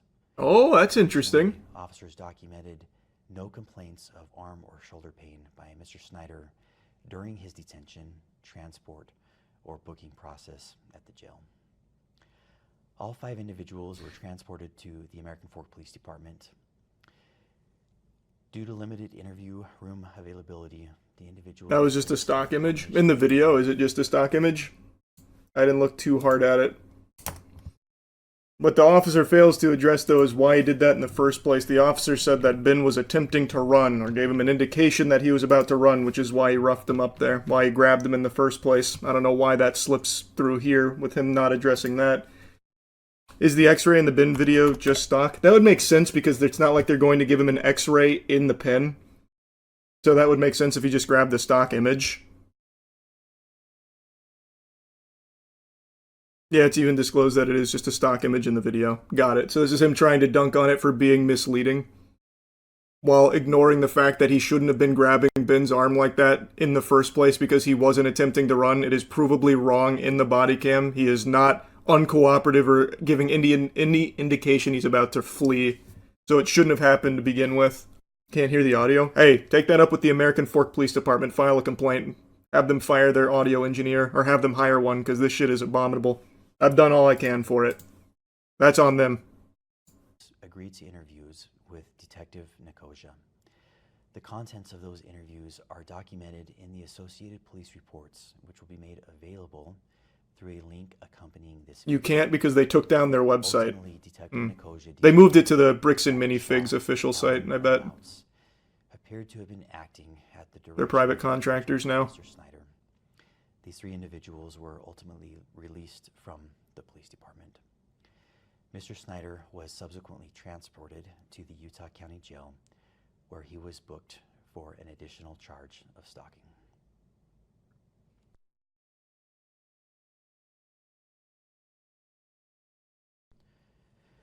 I understand that many people following this situation online have strong feelings regarding the underlying business dispute out of Oregon and allegations that individuals may have lost significant amounts of money. I recognize that people are frustrated, angry, and may feel that justice has not been served in relation to those allegations. Those concerns are understandable. I understand them and I'm empathetic to them. And nothing in the actions taken by the American Fork Police Department should be interpreted as validating, supporting, or defending anyone involved in that separate civil dispute. How can you possibly say that with a straight face and a soft voice? At no point throughout this entire thing has a single law enforcement official from your department been anything but confrontational to Ben and his team. Despite a literal court victory, they continue to treat him as though everything he's presenting is fabricated and false. And instead, constantly at the beck and call of Josh. How can you possibly even say that, man? What a joke. And, that's a good point, the female cop that was on the scene like the first time with the Brandon Best, when he went to have like the civil discussion there, as lawfully ordered to do, she immediately regurgitated what Brandon Best was saying, instantly taking his side and supporting his account of the events. Again, the body cam betrays what you're saying, bro. Or other conduct within our jurisdiction. We remain committed to enforcing the law fairly, objectively, and transparently. Then get Josh's ass to court, bro. The whole thing could have been solved if he would just take the papers. Your officer couldn't even give him the papers, because he has more power than your department, I guess, where he can just say no. And he still hasn't paid out the settlement. What are you talking about, man? If that's what you want, then enforce the law fairly. Get Josh on the horn. Get his bitch ass in here. Do you even think they still have any of the sets? I'm sure they have some of the Legos. And they definitely have records of the ones that are sold. So they could easily do giving back the ones they still have, because I bet they still have it. I bet they stopped selling it after a certain point because it was so contentious. So they probably still have some of it. And they could easily just pay back what they've already offloaded. So they could, they just refuse to. And the behavior of the COO or whatever on the stream from last night or whatever it was, reprehensible. The guy he's actually a worm. He's genuinely a delusional worm. Because so far, there hasn't been a good defense. Bricks and Minifigs has not had any kind of real debunking. They have been provably wrong in their statements. Now the police have come forward with their account of things, and there are multiple lies that are just brazen.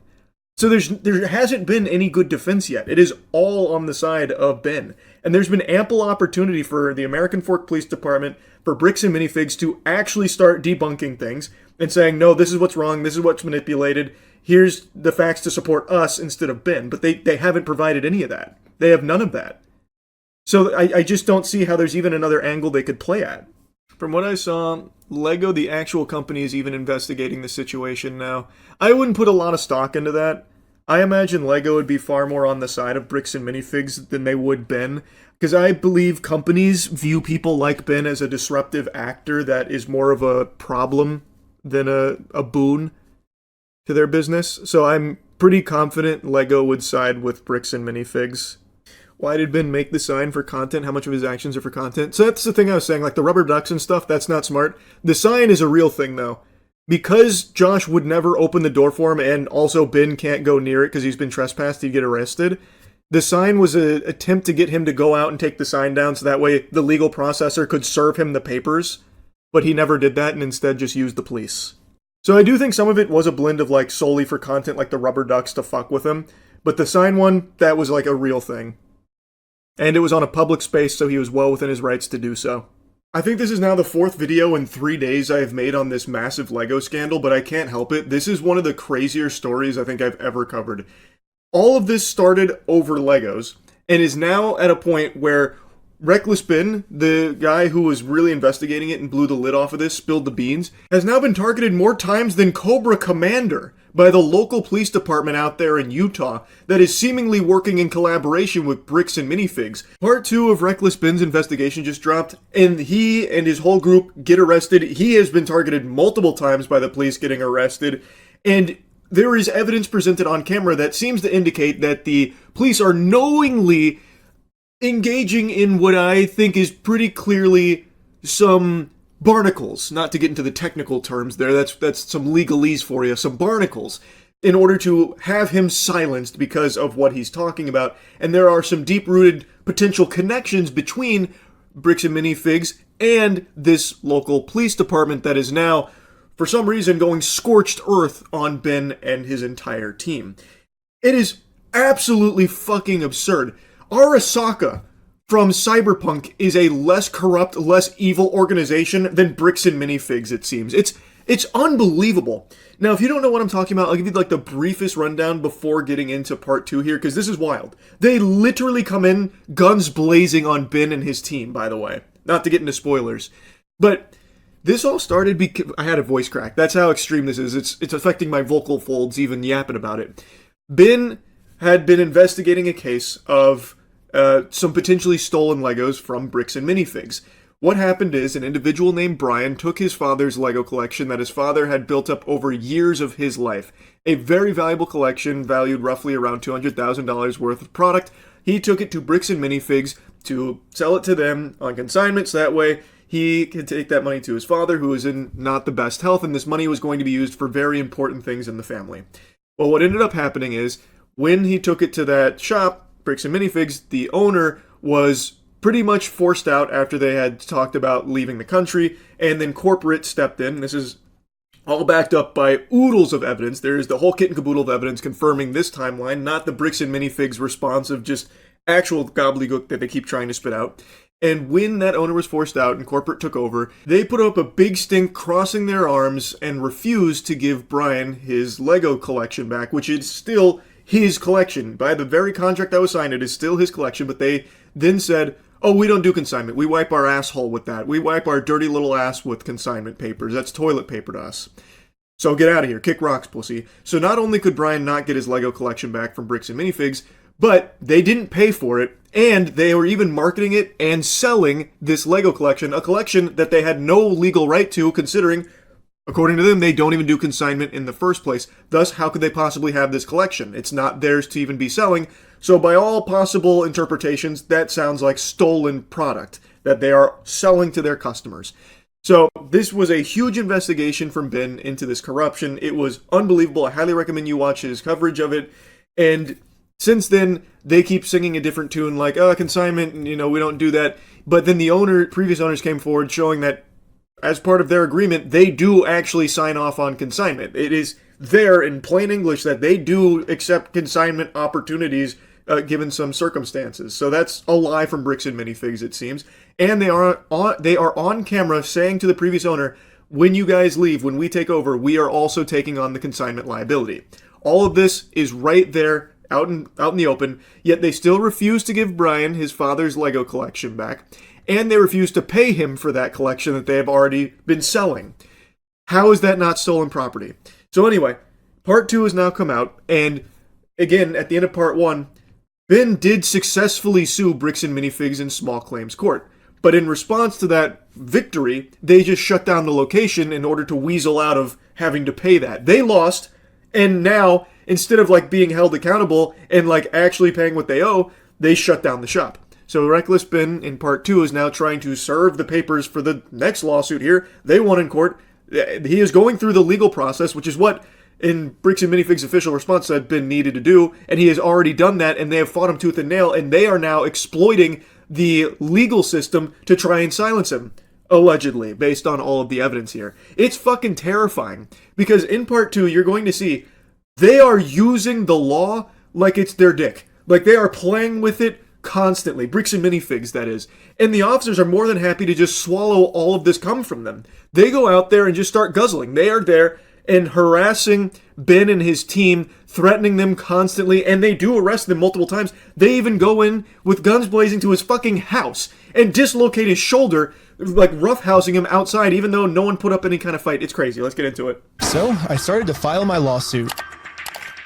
But right after I filed this court case, it got rejected. And the reason was I failed to demonstrate a good faith effort to resolve the dispute prior to filing. Basically, before this court case can get approved, I have to at least attempt to settle with Josh outside of court first. I tried calling Josh, but I'm blocked. I'm sorry. Oh, man. Basically, if Josh wants to save the day, I got him a trophy that says, Joshua Johnson saved the day. And we'll give him this trophy, but he has to give the Legos back first. So we started driving to Josh's house. I had never heard of that. So in order to file this lawsuit, he needed to play in the pig pen with Josh for a little bit here to demonstrate that he tried in good faith to resolve it amicably. So that's exactly what Ben tried to do. He drove out to Josh in order to meet him in person to try and just squash the beef right then and there and get the Legos back so that way it didn't have to go through the legal system here with this lawsuit. Ben has been doing everything above board based on everything that I've seen here. Again, I'm not a fucking lawyer, but it is telling him what he needs to do legally, and he is doing it.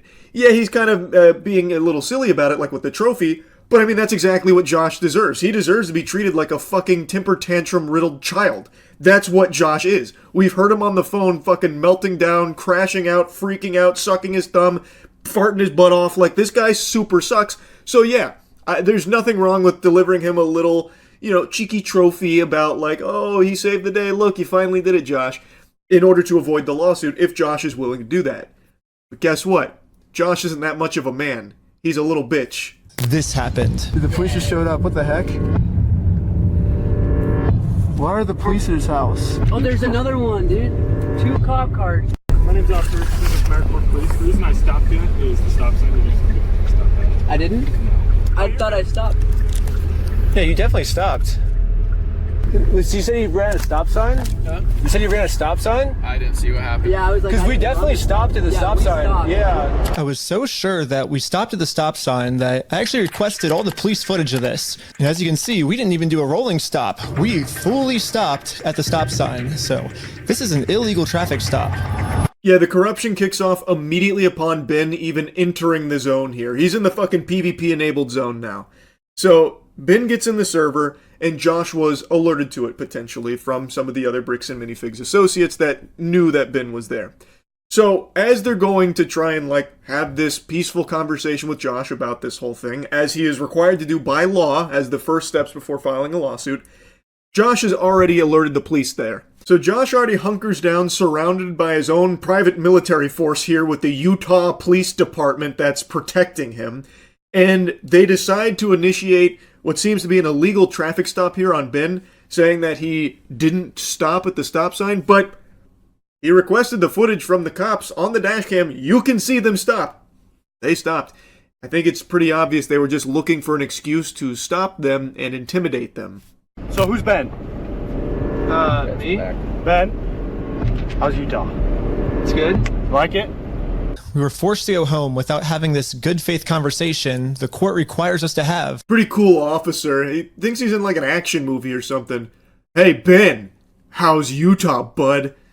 I don't know why he's acting like that. That's so cringe. But anyway, Ben then explains the reason for being there. He then goes back to the car, and this is all on body cam. He says, give me the ID for Reckless Ben. Everything else he said was a lie. Even though Ben was telling him the true story, they just immediately write it off as a lie, showing pretty clearly that they are already against Ben and his team, trying to get justice for an old man who has been butt-fucked by this massive corporation, and they are trying to do it legally through the legal system that is instructing them to go there and have that conversation with Josh peacefully, but they're not letting him do that, so they had to go home empty-handed because, well, the police weren't going to allow that to happen.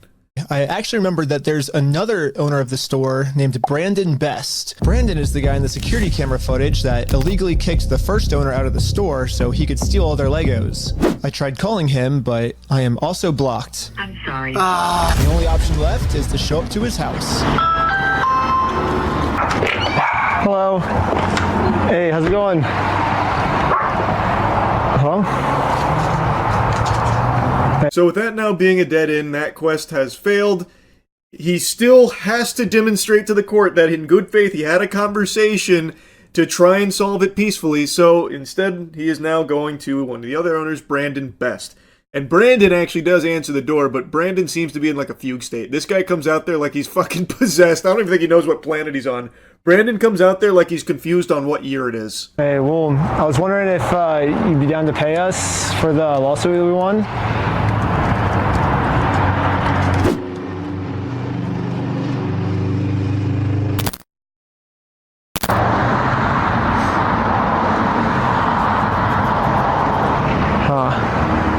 It kind of seems like Brandon doesn't want to have this good faith conversation to resolve this problem outside of court. And I gave him plenty of time to speak. I guess if you don't want to talk, I'll just talk. So you guys told us to take you to court. We went to court and we won. We know you closed down the store to avoid paying us, so we could just sue you guys personally and do the whole thing again. We would obviously win again, but then the police showed up. This boggles my mind. So Brandon is swaying over there like a fucking drunken zombie, refusing to say any words at all. He's gone catatonic, and he is still, his company, they've still not paid the lawsuit that they lost. How is that allowed? How is that not a crime against them? How can Ben win this case legally? It's in the system. This isn't like, far-fetched, like nonsense. It's a real legitimate case they won, and they're just not giving the payment that they are supposed to? I just don't know how that's not illegal. So the police do show up. They're immediately on Brandon's side, going after Ben about how Ben's lying about everything, even though it is all in the system. He won. Why is it? How can they just say, like, nah, we don't feel like paying. In fact, we'll just shut down the store, so how's that taste? This is what we'll pay you with. I don't get it. It doesn't make any sense. How is that not immediately a crime that they are just dodging this, the responsibility to pay what they are supposed to? They lost. What the fuck kind of sense does this make? How is that allowed? What kind of fucking legal system do they have over there in Utah? And again, for some reason, they are really trying to protect these criminals. He didn't steal anything. He inherited the store from somebody No, else. he stole $200,000 How do you know this? Because I've been spending the last 3 months in the case, and I won in court. He inherited the store. Uh-huh. He's being blamed for everything that the previous owner did, and he's trying Well, to... that's a lie. So we... Okay, hold on. Okay, I'm sorry. The police officers are like brainwashed by Bricks and Minifigs. Are they just all in like Bricks and Minifigs pockets or something? This makes no sense. Why is she now regurgitating their lies? She doesn't even know what the fuck is going on, so why is she saying it as if she's coming at it from a place of like knowledge on the case? She has no clue. So why is she taking him at his word instead of Ben, who literally has a court victory confirming his side of things? Bricks and Minifigs has nothing. They have nothing. They have their lies. They have their incorrect accounts of things. Ben has actual evidence and proof. So why are the police on Brandon's side? Why? And why is she saying verbatim what they keep saying? This is very odd. Very, very peculiar. A lie, and we already proved this in court. Okay. If you come back and step foot on this property, you're gonna go to jail. The police gave me a formal trespass notice, which I took a picture of it and sent it to the court as proof I tried to have this good faith conversation, but Brandon didn't want to have it with me. And turns out this was good enough. My court case with Brandon Best got accepted. But my court case with Josh is still going to be rejected until I find a way to have this good faith conversation with him. So there we go. One of the fetch quests have been completed here. He tried to have the conversation with Brandon. He got trespassed for it, submitted it, they accepted it, but he now still has to try and find a way to do it with Josh. After some more research, we found out that both Josh and Brandon are super hardcore Mormon. This becomes extremely relevant information later on as a possible connection between the Bricks and Minifigs goobers here that we are dealing with, as well as the law enforcement, because some of the local law enforcement officers that are constantly trying to have Ben and his team arrested, and actually do get them arrested, actually put them in cuffs and everything, they are also hardcore Mormons from all of the evidence Ben presents. So is there a chance that they were just trying to protect their own, even knowing that he is doing something highly immoral and possibly very much allegedly, potentially criminal, illegal? Anyway, as Ben is leaving, he and his team are pulled over again by the officers who are now initiating another traffic stop, and it became pretty clear what the tactic that was being used here from Josh and Brandon was. Since Ben had told Brandon that he is now suing them personally, he's going to go after them personally, it seems like they are desperately trying to find any excuse to have them thrown in the slammer to avoid that. So now we are going to get really familiar with the police department because they've got them on the leash. Bricks and Minifigs, the puppet master out there, it seems, because they are using the police department willy-nilly out the wazoo, constantly sending them like dogs after Ben and his team. Even though Ben and his team are doing everything legally by the book, as they are supposed to do, as Bricks and Minifigs said they needed to do, by the way. Now they're doing it legally and being fucking stalked, basically, by the police department, wielded by Brandon and Josh. So, yeah, we ended up just driving home, but on our way back, this happened. What? Pulled over again? For what? How's it going? How's it going? I'm Officer Hawkins, American Fork Police Department. How you doing? Good, how are you? Good. Well, what's your name? Are you Ben? The police apparently got a call that we had heroin on us. This officer is going to conduct the search of your person because there are illegal substances in the vehicle. Really? So he's going to do that. I'm going to put this away, and then we'll be right. Don't. Oh, okay. Don't reach in your pockets for me. Okay. Sounds good. Thank you. After 2 hours of searching the car, obviously they found no drugs. So you didn't find.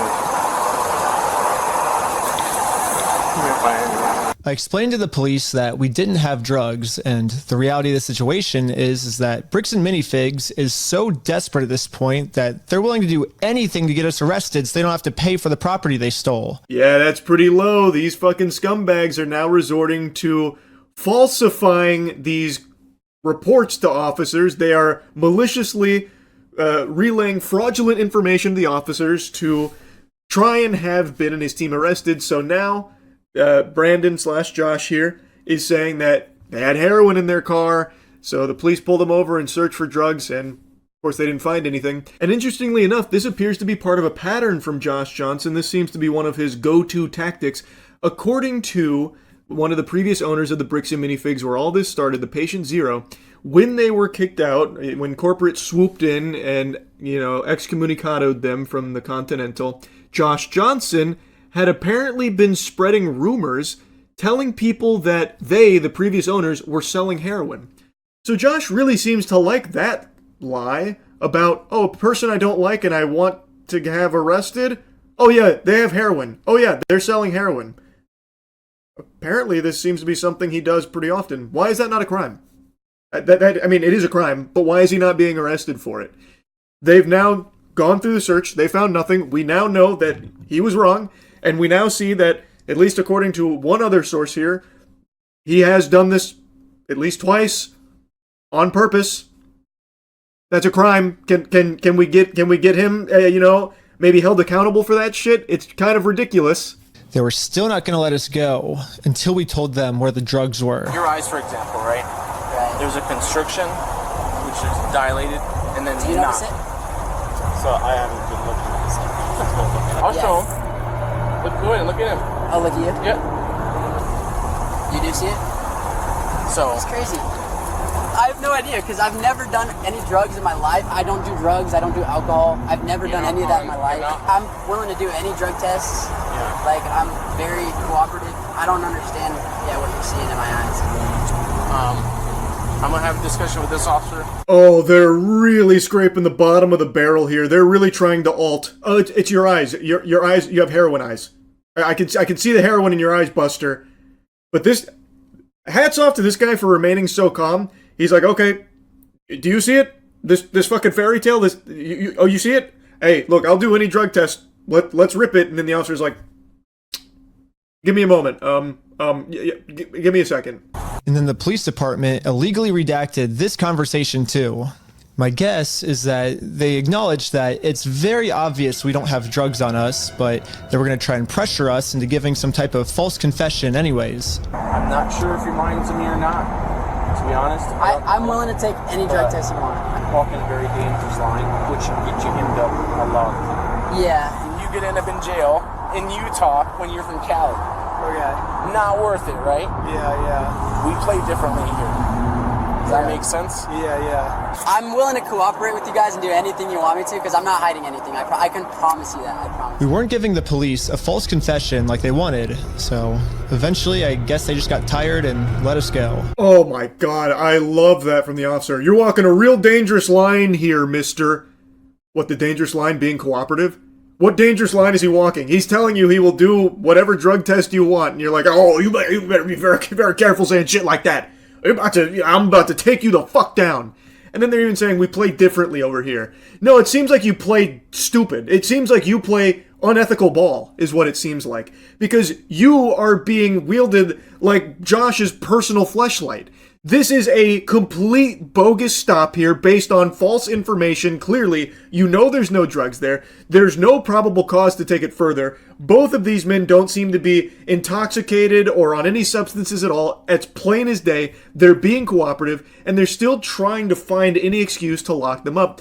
Under the directions of Josh, most likely. That's what it seems to be. So yeah, I guess they do play by some different rules over there. Some very corrupt rules, seemingly. This is just totally fucking unacceptable. Every officer you see in this video doing shit like this, I think absolutely needs to be fired. And beyond that, needs to be investigated and potentially thrown in jail themselves. Having corrupt officers like this is extremely dangerous to public safety. And there is overwhelming evidence to showcase, at the very least, complete incompetence to the point where that is also dangerous to public safety. It's fucking outrageous. We'll let you guys go now, but you're walking a thin line. Just be mindful of that. Does that make sense? Okay. At this point, I've documented everything I've been through to the court, that I've tried to have this good faith conversation with Josh. He just doesn't want to have it with me. And because of everything I went through, my court case finally got approved. So now we can go to the next steps here. And I know I keep interrupting a lot, but it's just so much to unpack here. So much corruption, it's unreal. All over Legos. And what is very easily provable, bricks and minifigs being in the wrong. Like, it's unbelievable. But like the officer's in saying, all right, be mindful. Be mindful of what? Driving and doing nothing wrong? Because that's what they were doing. Be mindful of what? Some psychopath lunatic calling in a false report to have the police scoot in sideways on you? That's completely out of his control. You can't be mindful of that. You have a maniac on the loose over there named Josh. And attached to this email are court papers to serve Josh. The only problem is Josh is not going to open this door for anyone. So I made this poster that says, I stole a dying man's life savings, and printed it out. Now I'm placing this poster in a public space right across the street from Josh's house. Yeah, it turns out I have a process server to serve him his court papers. But almost immediately, my sign got blocked. Oh no, he's blocking our sign. As you can imagine, this is where it really pops off.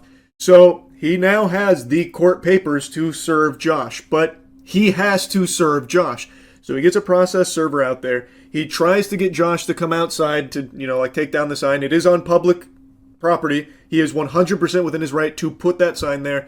But once again, protecting Josh, here comes the goof troop. They're now blocking the sign, and they're about to go have some very stern conversations with Ben, and things are going to only continue to escalate. What are you guys doing here? So we are in a court case with them, and we have to serve them legal papers. The police realize that we're not breaking any laws, and they've been called here for a false reason, so they decided to leave. And then we got the police called on us again. Hello. Yeah, the court requires us to come in person for some reason, so... Again, the cops realized that we are doing nothing illegal and decided to leave. Now it's time to serve Josh his court papers. But we got the police called on us again. Hello. Yep, I see those papers. Yeah. I just don't understand how Josh is allowed to do this. Why is this not punishable? They have come out 3 times now, and they keep recognizing that there is nothing illegal going on here, and Josh keeps calling them out. There is very clearly a deep personal connection here. And you're going to see in a moment, it might be because they are Mormons, and they are, very tight-knit here. But Josh is able to just use the circus here, borrow the clowns, and keep sending them at Ben, but they don't have any, legal mustard to throw him in jail over. So now, in a last-ditch Hail Mary, he's coming to check the papers to see if the papers are fake, to get him on that. These are fake papers, give me it, you're going to jail, that kind of thing.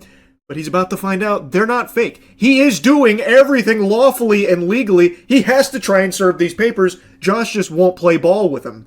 And I guess they all play different ball over there, because now the police are also actively trying to prevent that from happening too. They're standing in the way of justice. They are actively preventing the legal system from working. He could even just serve the papers for me. You okay if I give these papers to him? Yeah, for sure. Okay, just give me 1 minute. Okay, thank you. Sadly, we can't see the police officer serve Josh because the police department redacted all of it. But the only thing that really matters is that Josh is getting served. He does not want the paper. So He does not want the papers? Here's that back for you. What a surprise. How is that allowed? Hey, so he's serving you these papers, part of the legal process, an integral part of the legal process. Oh, you don't want them? Oh my God, I'm so sorry to bother you, Josh. Do you want me to fondle your balls, by the way, real quick? Okay, all right, let me do that real quick. Okay, I'm going to go take these back over there to Ben now, all right? I didn't mean to bother you. I understand you don't want them. I'm sorry. I'll just go ahead and continue to impede the legal system. Thank you so much, Josh. I love you, brother. Group hug in the shower tonight? Thoughts? All right, sorry. I'll go ahead and scram. Let me go ahead and bring these back over there to ensure that they don't get served to you as is lawfully required by the legal system. Have a good day, Josh. Papers. Not sure what this is. I've never seen something like that. It doesn't look good when you've been trespassed. Yeah. Trying to serve papers. Well, I think it looks exactly how we're supposed to do it legally. This is the legal way to do it. I always thought that the police were supposed to remain unbiased, and if they were going to take a side, they definitely shouldn't take the side of the criminal. But I guess I was wrong. We got the police called on us again. Oh, sure. The For paper? what? The serving paper? Yeah. Trying to speak with someone to verify if a case is, just verify if a case is real. Yeah, looks like a real small claims case in our court. Okay, thank you for your help. That's all. Thank you. So after bringing the papers back, after refusing to serve it to Josh because he said, nuh-uh, the officer then gets really accusatory with him, saying, this is bogus paper, this is stupid paper, you got dumb paper, watch out, bud. And then they leave. Then the cops get called on him again. This time he directly takes the papers because he's going to try and find out if they're real or not definitively. He definitively gets a hard, yes, those are real, it is legitimate, and you would think at that point it'd be smooth sailing, okay, this is all real. Everything Ben's saying seems to be truthful. That's not how this goes. I think this phone call was the breaking point for the police. Oh, he's rubbing his chin. The police couldn't handle the fact that I was right and they were wrong. Okay. Okay, we're trying to find you back. Am I being arrested? You're under arrest right now. Really?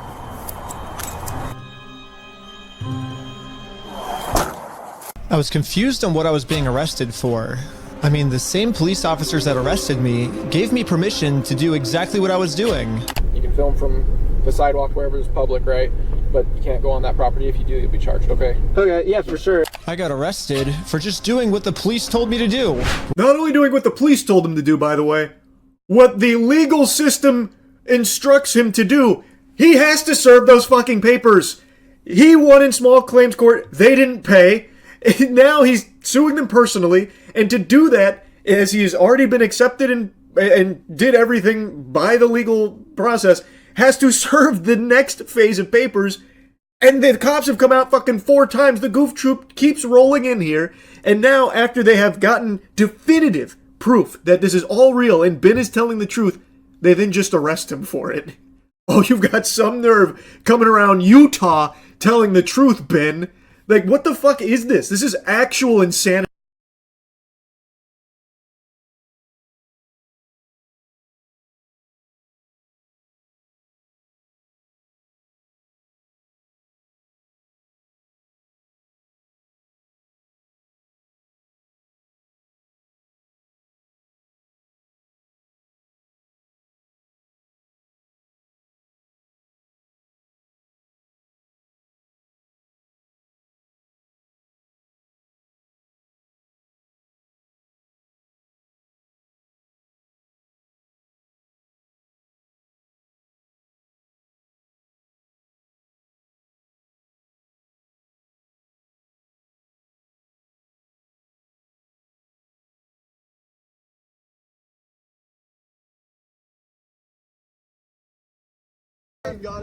So that's where the potential connection comes into play. So all the officers are apparently pretty hardcore Mormons, as well as our main assholes here from Bricks and Minifigs.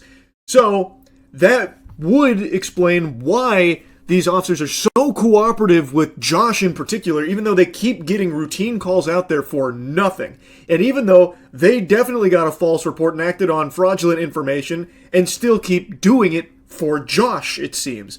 So I think that's probably correct. I think Brian's right. I think it is because they are all part of this Mormon community that is just looking to protect each other. So instead of holding someone accountable like Josh, who is engaging very clearly in some extremely immoral shit and potentially criminal shit, potentially he's doing a lot of heavy lifting there. I think there is overwhelming evidence to suggest there is definitely something very fishy afoot at the very least, and still refusing to give back those Legos to Brian, which, again, by his own company's admission, they shouldn't even have in the first place if they don't do consignment. Thus, they have no legal right to that inventory, and they are selling what is, by textbook definition, stolen property. All of this is something not even being considered by the law enforcement, despite Brian proving in court, winning his case, that he is the one being truthful, that his account of things is accurate, that the evidence is on Brian's side, not Bricks and Minifig's side. No matter what, though, it doesn't matter to the police department here, it seems, because they'd rather just protect Josh because they're Mormons. That appears to be what's going on. That's the only possible explanation for why they're going so hard against Ben, and this isn't even the hardest they go. He gets arrested here, and he does get out on bail. He gets arrested off absolute nothingness, just complete fucking barnacles.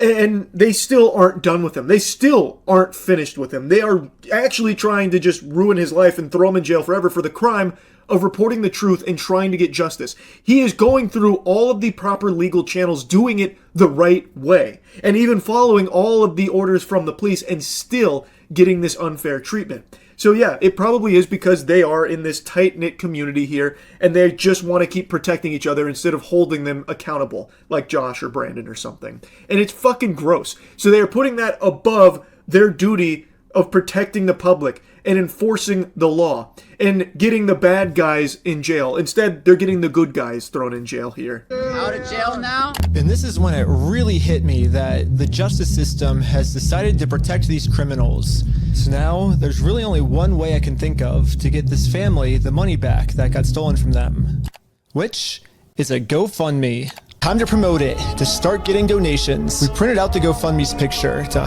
hang it up so we could get a nice Instagram video to post to social media. But before the group could even hang the picture up, the police came. What you guys up to?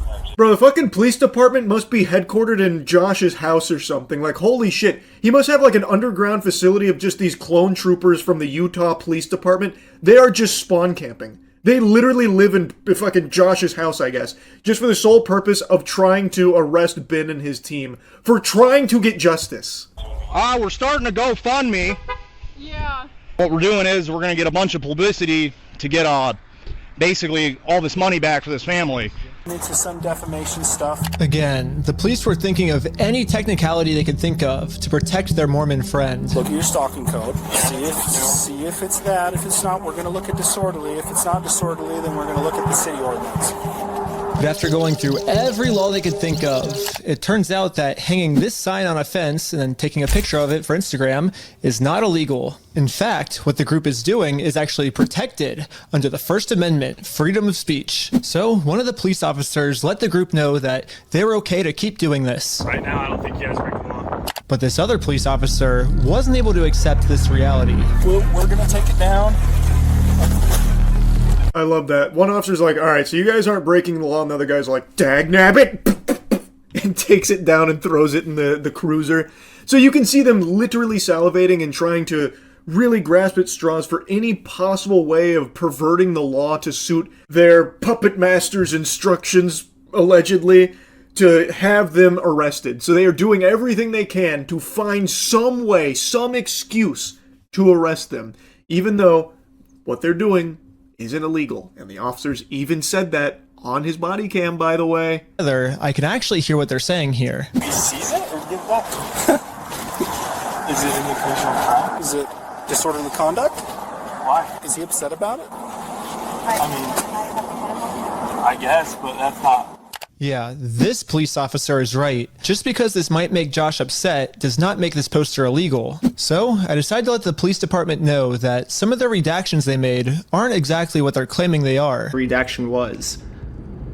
Okay, well, that didn't happen. That definitely didn't happen. No, I don't do that, Ben. I follow the Utah State Code, like I just said. Right here, the police are actually admitting to themselves that none of this is illegal, but they're still going to try to arrest us anyways. It seems like the only reason they're getting rid of this audio is to protect the police officers from getting fired.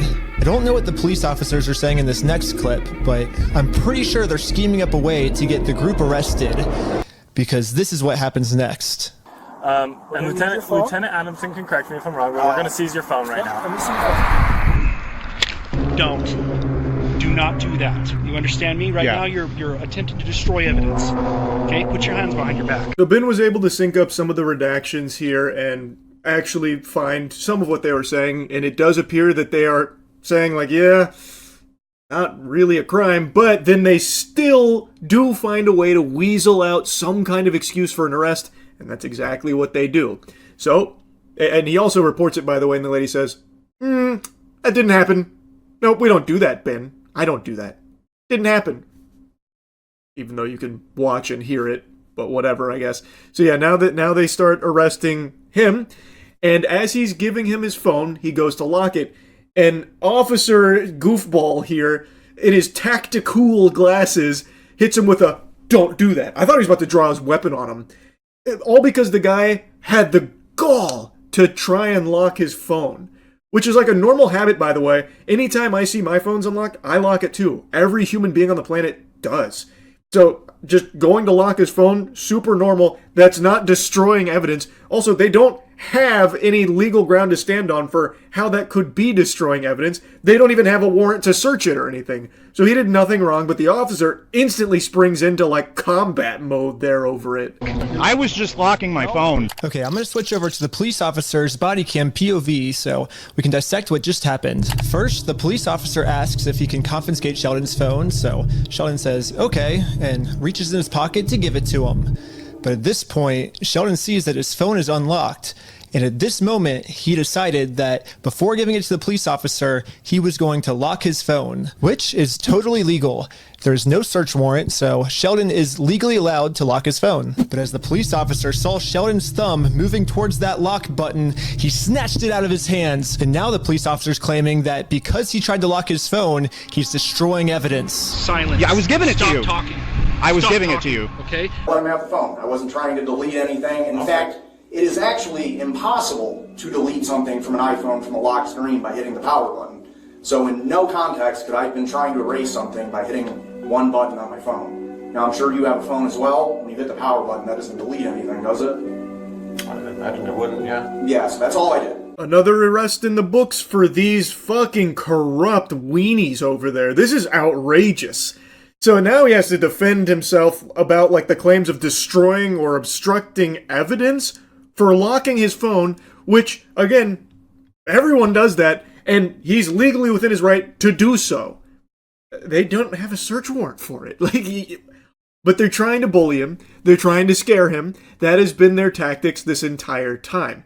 But they don't have anything on him, yet here he is, arrested for nothing. Even though, on body cam, we can even see them say, not really breaking any laws. So why is he here? Food for thought. That's a little interesting, huh? I literally couldn't have imagined a worse ending for this video, but I had no clue that it was about to get way worse.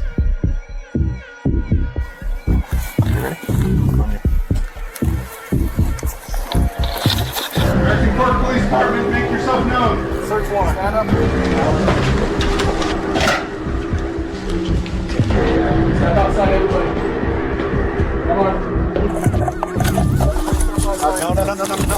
Don't move like that. You understand me? Don't move like that. Okay? Yeah, this cop pulled my arm so far back, it dislocated my shoulder. He claims it's because I was attempting to make an escape or something. Don't move like that. You understand me? Don't move like that. Don't move quick. Everybody just chill. But if we go back a little bit, you can see I was being completely still when he grabbed me, and I actually made 0 quick movements. So this police officer is just straight up lying so he can give me a serious injury.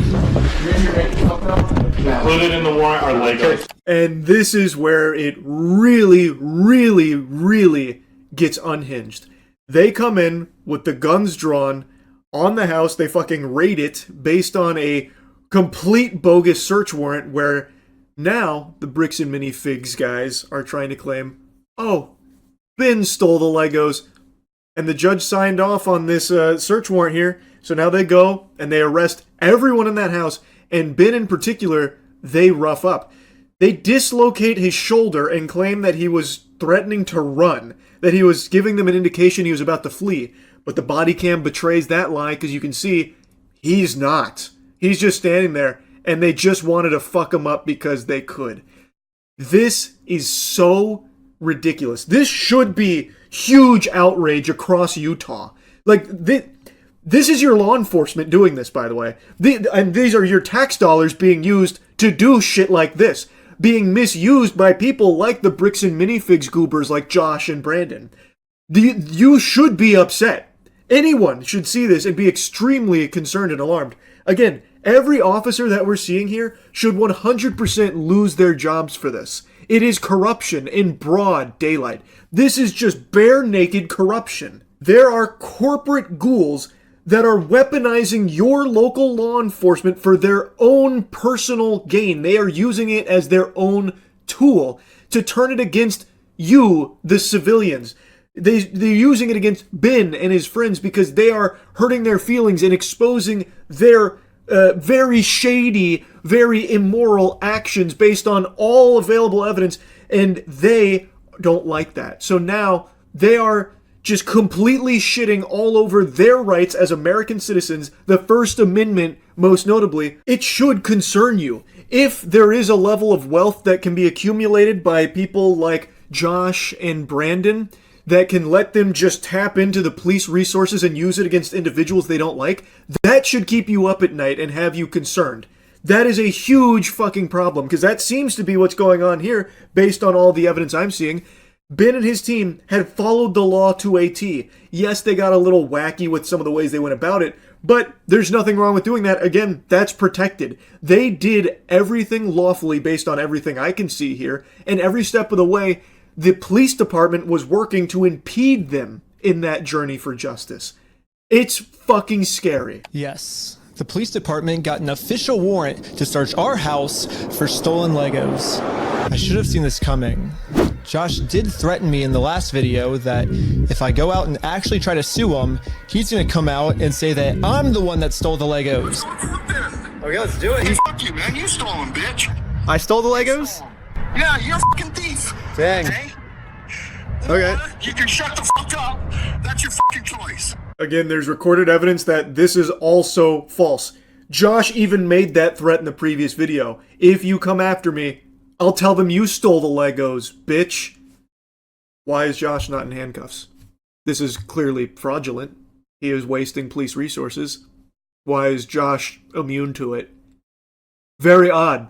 Isn't that strange? I got taken to an interrogation room so they could find some reason to lock me up for good. Ben, I'm Detective Nikosha. Last time, I was able to get released on bail. This time, they're requesting that I be held in jail a month until my court date. But there's honestly nothing for me to hide, so I went through the entire story with them to show the detective that this whole thing is just a big misunderstanding. This is where my heart broke for Ben. So, they already got him on some bullshit before he was out on bail. They got him again now on more bullshit, extreme bullshit, and now they're looking to deny bail and hold him for a month. And Ben was under the belief that because he's done nothing wrong, this system will protect him, and that he shouldn't be afraid to tell officers the truth because the truth and the evidence is on his side. That's just not the reality. And that's not even exclusive to the Utah Police Department. One of the most important pieces of advice experts give, and this actually includes some police officers as well, is do not talk to the police without a lawyer present. Let the lawyer be the one to mediate and talk with the police for you. Because in a situation like this, the police are not there to help you. They're there to fuck you. They are looking for, in Ben's case here, an excuse to hold him for that month. And Ben, knowing that he's done nothing wrong and can prove that everything he's done is legal by the book and lawful, was under the belief that, well, I've got nothing to hide. I'll go ahead and tell them everything. So that way, they'll be on my side. But that was just never in the cards. So when he started talking to them without a lawyer there, he did unfortunately give them a little ammunition that they could use to hold him for that month.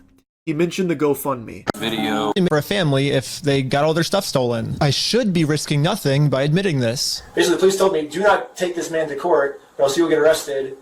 And so I was like, just thinking, and we're like, let's do a GoFundMe, you know? And that was their solution.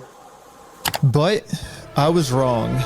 We're going to book you back into the jail, okay? The creation of the GoFundMe, right? We're blasting this person all over saying, hey, he's... So creating the GoFundMe was illegal? When I asked the detective how creating a GoFundMe was probable cause to send me to jail, this was his response. A lot of this stuff you may have to just get an attorney and fight it in the criminal side of court, right? Okay, should I go back? Yeah, go ahead and stand up. I got an officer right here that's he has cuffs for you. Yeah, it's that stupid. So they were very interested in the GoFundMe angle. They found some way of making that a big piece of this. So they interviewed the other people that they arrested here from Ben's team, and they were pretty focused on the GoFundMe stuff. So when Ben mentioned the GoFundMe, the officer probably had a huge fucking smile on his face and a wet spot in his trousers, because now somehow they're able to use that to justify holding Ben for a month in jail. It's fucking scary. That's frightening, man. Completely blind to what I'm even being charged for. The worst part is that the police officers took away my bail, so now I have to wait a month in jail.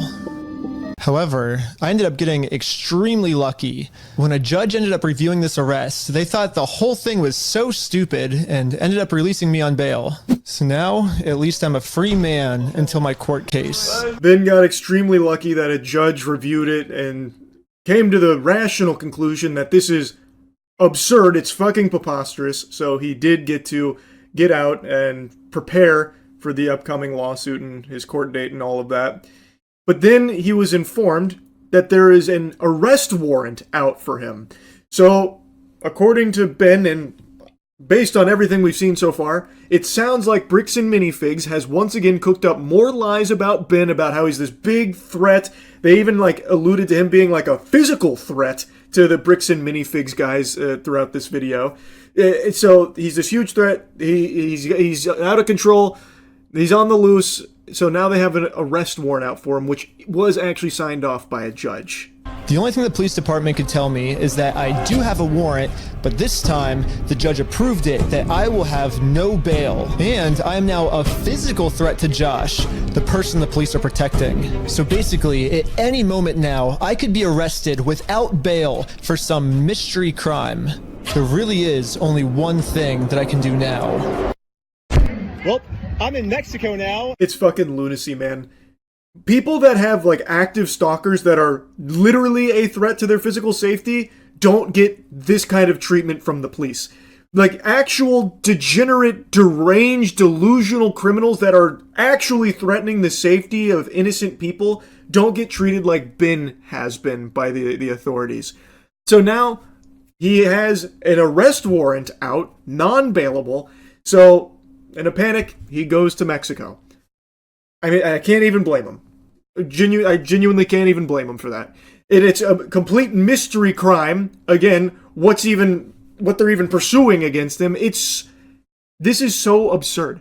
Again, this all started over Legos, but this has really revealed that Bricks and Minifigs is just a completely rotten company filled with actual maniacs, like genuine menaces. These are psychopaths. They are trying to have been arrested, ruin his life, throw him in jail over nothing because he's trying to get an old man his extremely valuable Lego collection back that they don't even have the right to in the first place by their own admission because, according to them, they don't do consignment, even though their contracts do say they do consignment. But regardless, if they don't do consignment, then they shouldn't have the inventory. Thus, they can't be selling the inventory because it would be stolen product, but they've already sold the inventory and they haven't paid for it. They haven't given Brian and his father what they're owed, and they're not giving the Legos back, even though he keeps requesting the Legos back. They refuse. And he has gone through everything lawfully. He has done everything as the law allows and permits and actually instructs him to do. He's followed every police order to a T, and still his life is in jeopardy here at the hands of Bricks and Minifigs and this corrupt police department and these officers. It's fucking infuriating. This is a huge deal. Now, I don't see what the fuck was wrong with the GoFundMe. I don't see why that was an issue, and I guess it's still a mystery because they haven't really said, but I'll put a link to all of that in the description here, obviously. It is so unreal how deep this goes.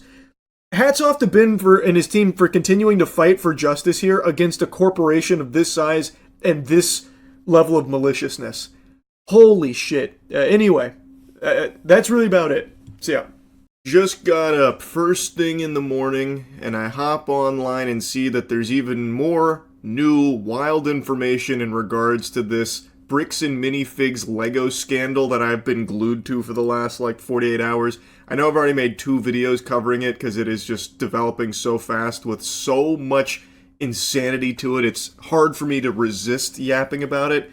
And now the former owner of the Bricks and Minifigs that kind of kicked off this entire thing, the Powder Keg, has come forward to give her side of things, and she provides some evidence that is damning to Bricks and Minifigs. This corporation is just downright evil, it seems. It's like fucking Umbrella Corps. I wouldn't be surprised if they just released a T-virus to distract us from all of their shady dealings in the Lego community. Now, real quick before diving in, I want to put something positive on your radar for anyone out there looking to upgrade their PC. At Starforge, we're doing a big memorial sale for the whole week. So if you've been looking to get a PC upgrade, now's the time. There's a link to that in the description. Our Lego franchise and our life savings, along with a giant collection inside the store, which was owned by Brian Mansell's father, was taken by Bricks and Minifigs. And then Reckless Ben made a great documentary about it, and it has blown up. Just to bring you up to speed on the lore, these were the 2 previous owners of the Bricks and Minifigs, where Brian took his father's lifelong collection of Legos, valued at roughly $200,000 worth of Legos. He brought it to this facility, this store, this Bricks and Minifigs that was owned by them.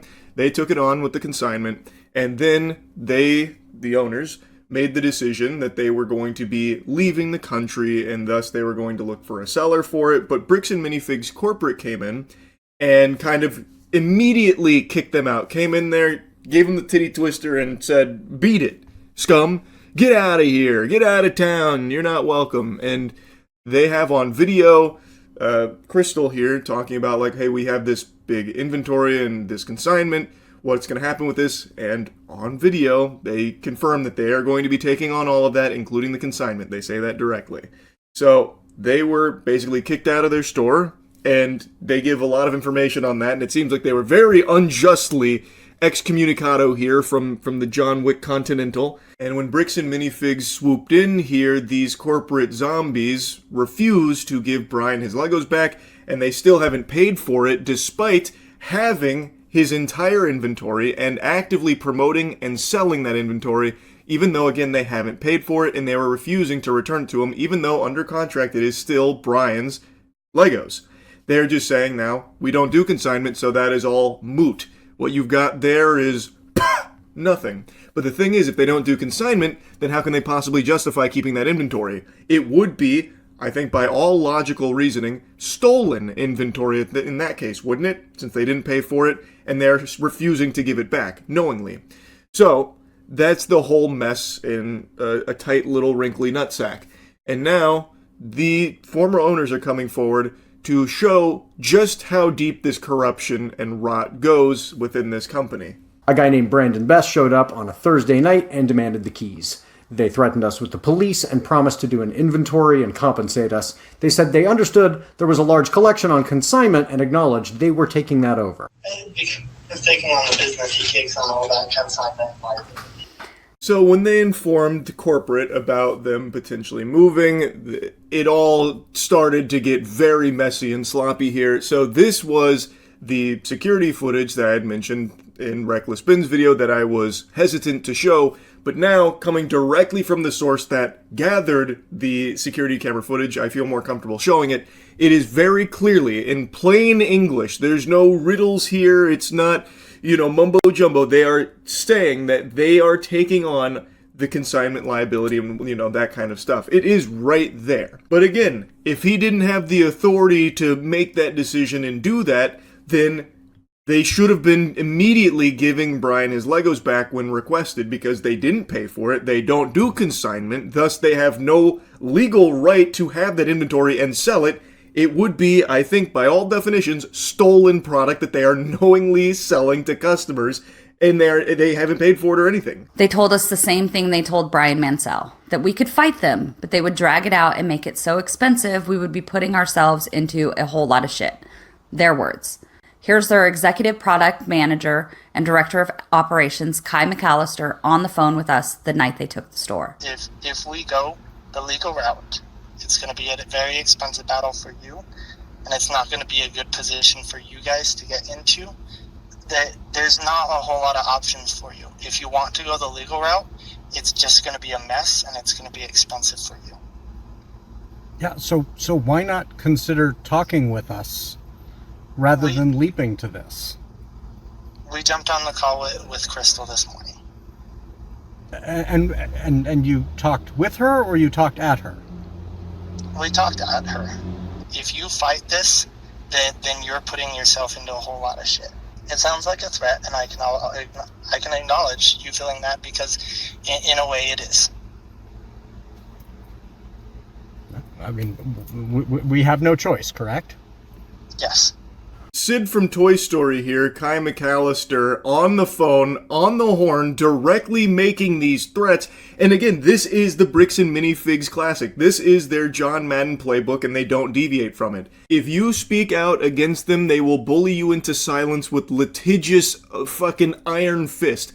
Or, in this case, if you look to try and get what you are entitled to, they will also threaten you with legal action. And they know that they probably wouldn't win, but they know that they have enough money to drag it out, bleed you dry, and make it extremely painful, stressful, and you would likely end up losing more money than you would ever gain from it. That is just the classic villain approach to shit. It is crazy how he's not even shy about it. In fact, he almost sounds proud. I can kind of hear like a small little boner forming in his pants. He's getting chubbed. Because he even says, I know you might perceive that as a threat. And it kind of is. Yes. Yes, it is. Like, that is Bricks and Minifigs. And like I said, their CEO literally has the cartoonishly evil mustache. He has a twirled evil mustache. This company is so fucked, it's unreal. Notice, that's not some franchisee. That's corporate. They want to pretend they're not involved, but they've been involved every step of the way. Of course, this was a nightmare. We were about to move and now had our life savings taken from us. We still tried, but this loss made the relocation untenable. Eventually, we were able to find a lawyer to represent us in Utah, where BAM is headquartered. We tried to negotiate with BAM. Just as they'd threatened, they dragged everything out and refused to even offer a settlement. I don't think there's a single human soul on the planet that bought the bricks and minifigs side of this story where they weren't involved, and this is all just the previous franchisees' dirty dealings, and they fucked it all up. It's their fault. Corporate was never involved. I think it was very clear from Reckless Bin's coverage. Corporate was very much involved here. They had their finger in the pie at all times. They were constantly in there fucking fingering it around. They were the puppet masters behind all of the degenerate, vile shit that was unfolding here in this whole Lego scandal. So hearing it from the owners, like, confirming that no, corporate's been here from the beginning, and in fact, when we tried to, legally go after them, the thing that Bricks and Minifigs said Reckless Bin needed to do it the legal way, which, again, he did do. He did win, and then they just closed the shop permanently, by the way. But they also did the same thing. They went through the legal way, but because Bricks and Minifigs has so many resources at their disposal, they can just drag it out forever and then not even make any kind of settlement offer or anything. They can just indefinitely keep fucking hurting you and wringing you out like a towel. They've tried arguments that are so contradictory, they make no sense when put together. They claim they own the store so they can take it, and also that they never owned the store in between taking it from us and selling it to Brandon Best and Josh Johnson. It can't be both. They claim in their newest public statement that it's all our fault they took Brian Mansell's father's collection because they don't allow consignments. But they were always aware of the consignment. They promoted it when it was on the news and in the newspaper a year before they took our store, and the franchise agreement expressly allows consignment, in contradiction of their newest statement. Yeah, to me, and keep in mind, I don't have the Sharingan of a lawyer or anything, that feels like the dagger. That feels like it is just case closed and kaput, and Bricks and Minifigs has been blowing smoke up people's asses. And most asses were closed anyway, they weren't receptive to the smoke, no one really believed it. But her sharing this, where it just does explicitly state, franchisee may also offer consignment services, and then it goes on probably to say, like, approved by, multiple parties with that kind of thing. But they do actually lay out that consignment is something that is permissible given whatever other circumstances. It seems like she didn't even break any protocol then by taking on this consignment, especially considering when they did take over the store, they also promoted the consignment. They promoted the inventory and sold it. So then now coming forward and saying, no, we don't do that, so it's all moot, it's all her fault, we did nothing wrong, is entirely fucking delusional and is just a complete fabrication and seems fraudulent. Because she's provided proof that they do allow consignment services, at least in some cases. They were aware of the inventory through the consignment. They were fucking promoting and selling it, presumably. And on that security camera footage, they even had the rep outright say they take on the consignment liability. And now they're here saying, nope, we don't do that. And again, if you don't do it, if you don't do consignment, which all evidence seems to point to you lying about that, but if you don't, then you have no right to be selling Brian's father's Legos. You have no right to that inventory. Give it back to him and pay him what you have sold. Pay him what it is worth that you have already sold from his inventory that you shouldn't even have in the first place if you don't do consignment. That is, by I believe all textbook definitions, stolen in that case, Bricks and Minifigs. Like, this is crazy. This is a very big company. It's not some, like, tiny little bespoke company, Bricks and Minifigs is huge. They do multiple millions of dollars a year in revenue. They have so many franchise locations across the country. They are not small. And now they have run their reputation into the shitter over this here. They could have paid him the money that it was worth and what they owed him from what they were selling, or they could have given him the Legos back. They have had ample opportunity to do so to save their own ass, and they refuse to. They are digging their heels in and continuing to shit on the little guy. Brian's father's health is not the best. That is something that has been known.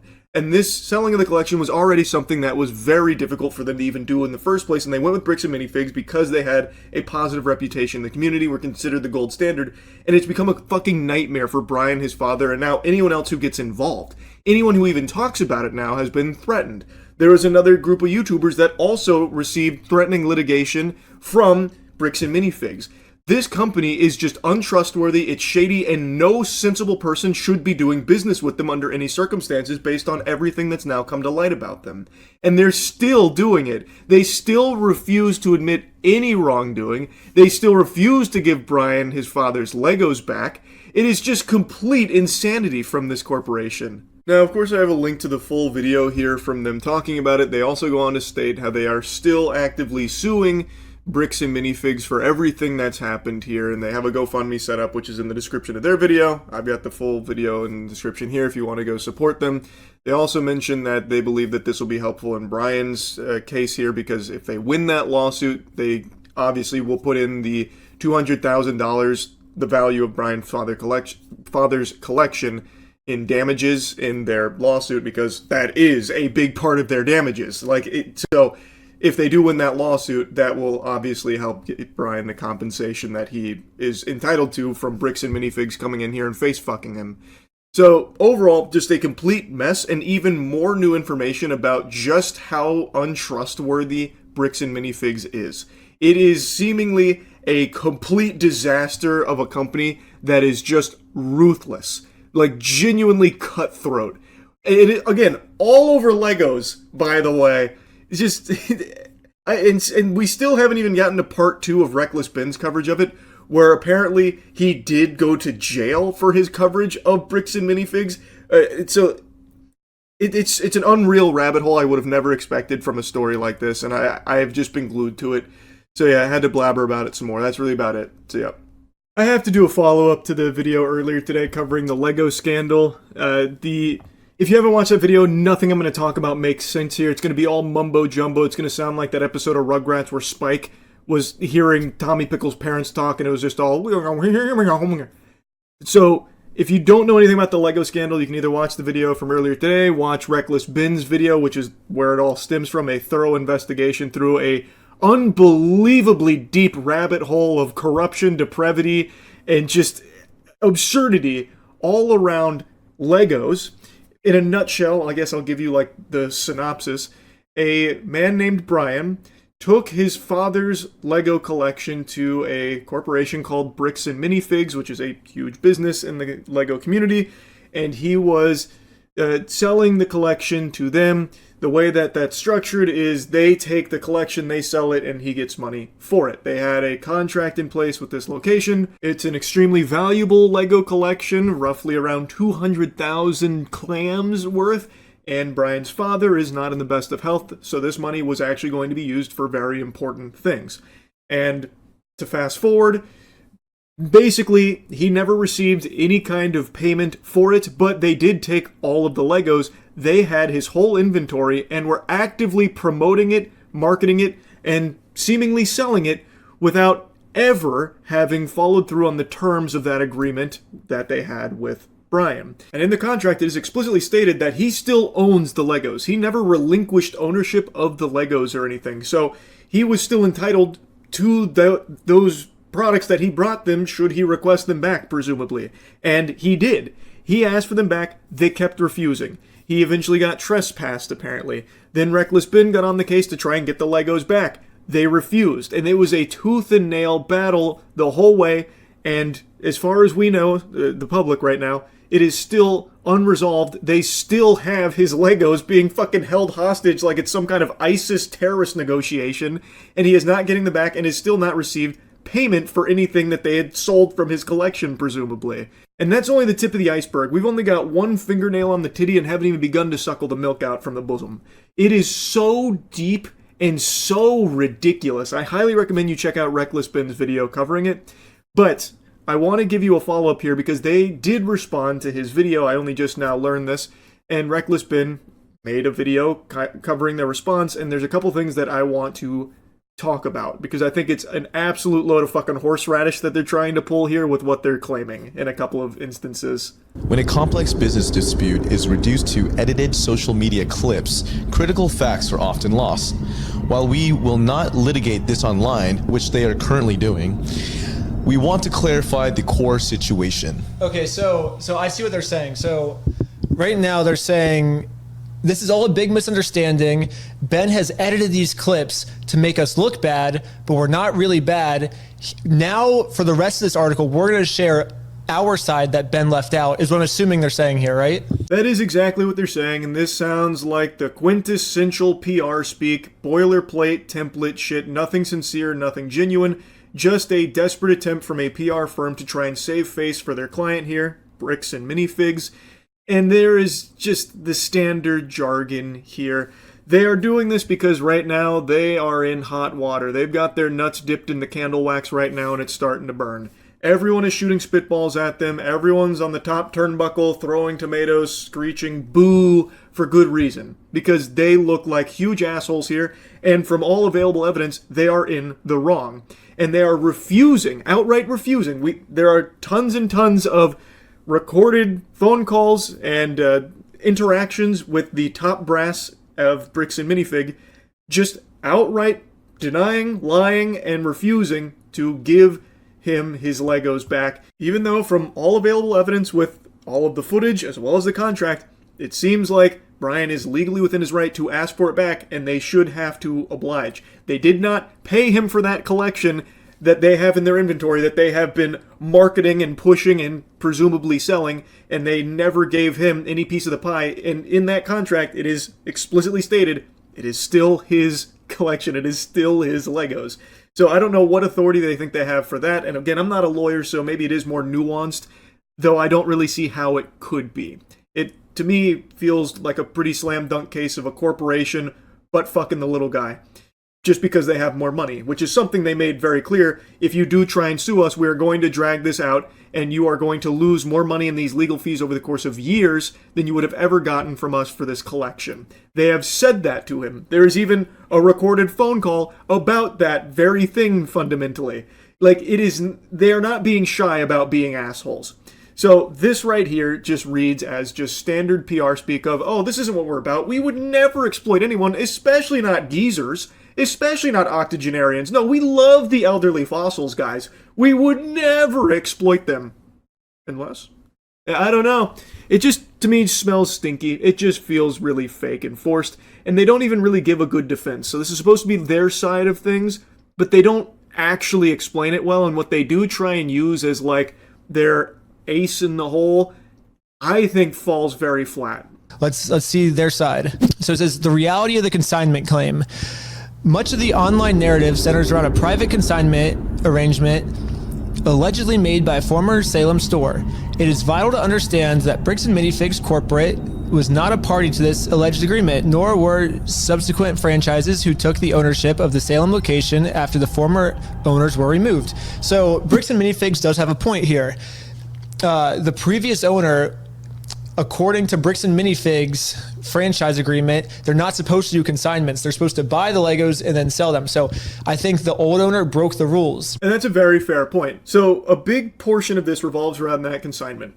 So the old owner maybe went against protocol here when she took on board the Lego inventory, and then what happened is she and her husband, they were getting out of the area, and then a new owner was coming in. They basically kicked him to the curb instantly. And there's even video camera footage of her saying, well, what about this inventory? I'm uncomfortable leaving with this inventory that I haven't finished here. And they said, it is on camera, it is on security camera footage. You can hear the guy say that they take on the business, like the business endeavors that are already in place, and even explicitly mentions consignment. He says that they are taking on the consignment. But let's just go ahead and assume that he's not representative of the whole company and can't make that call on his own. He can't go up there and just fucking hit a dinger himself and say, you know what, we will take the consignment. If they don't do consignment, then what legal leg do they have to stand on to continue to hoard this inventory from Brian's father? They are actively marketing it, so I imagine they have been actively selling it for quite some time, but they never paid for it. And if they don't do consignment, then the contract that was in place should have never existed in the first place. Thus, they shouldn't have that inventory. So, when Brian is requesting that he gets his Legos back from this business, how can they possibly say, no, it's ours to do what we want with now?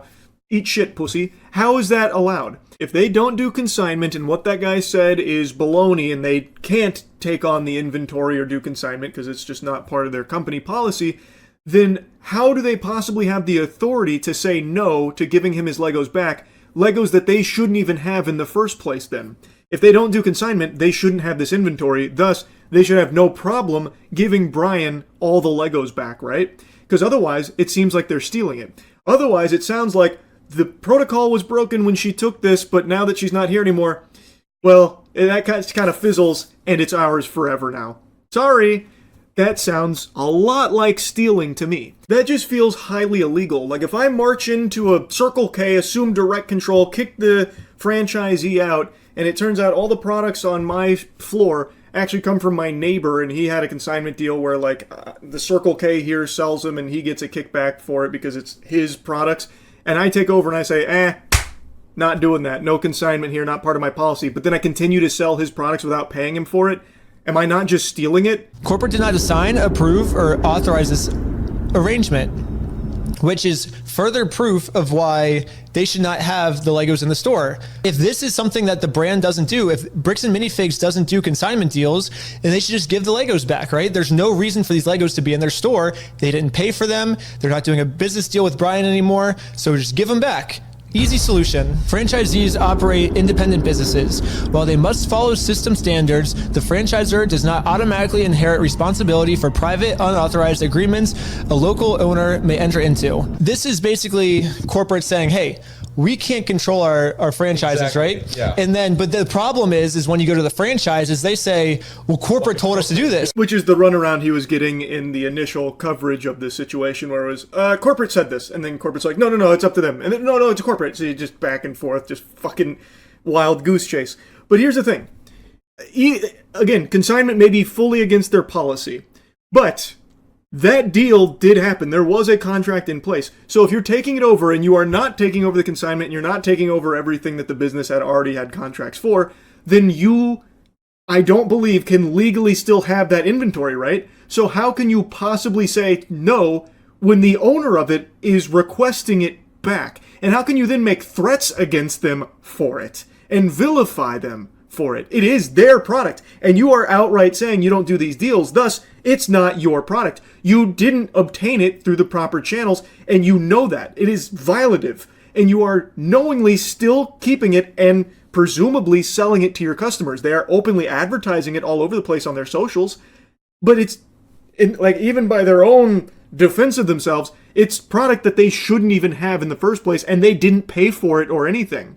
So, is that not just stolen product, point blank? I feel like it is, at least in my Neanderthal noodle here. Again, I'm not a lawyer, but I don't see a world where you can come into a business, take it over, and then say like, all right, everything that happened before we got here no longer counts. But we are going to capitalize off some of those deals, so this product that was a big no-no in how we obtained it, we are still going to actively sell it and market it, and if he comes requesting it back, we are going to trespass him, threaten him, and fight tooth and nail to ensure he never gets those Legos back. Serious claims require serious evidence.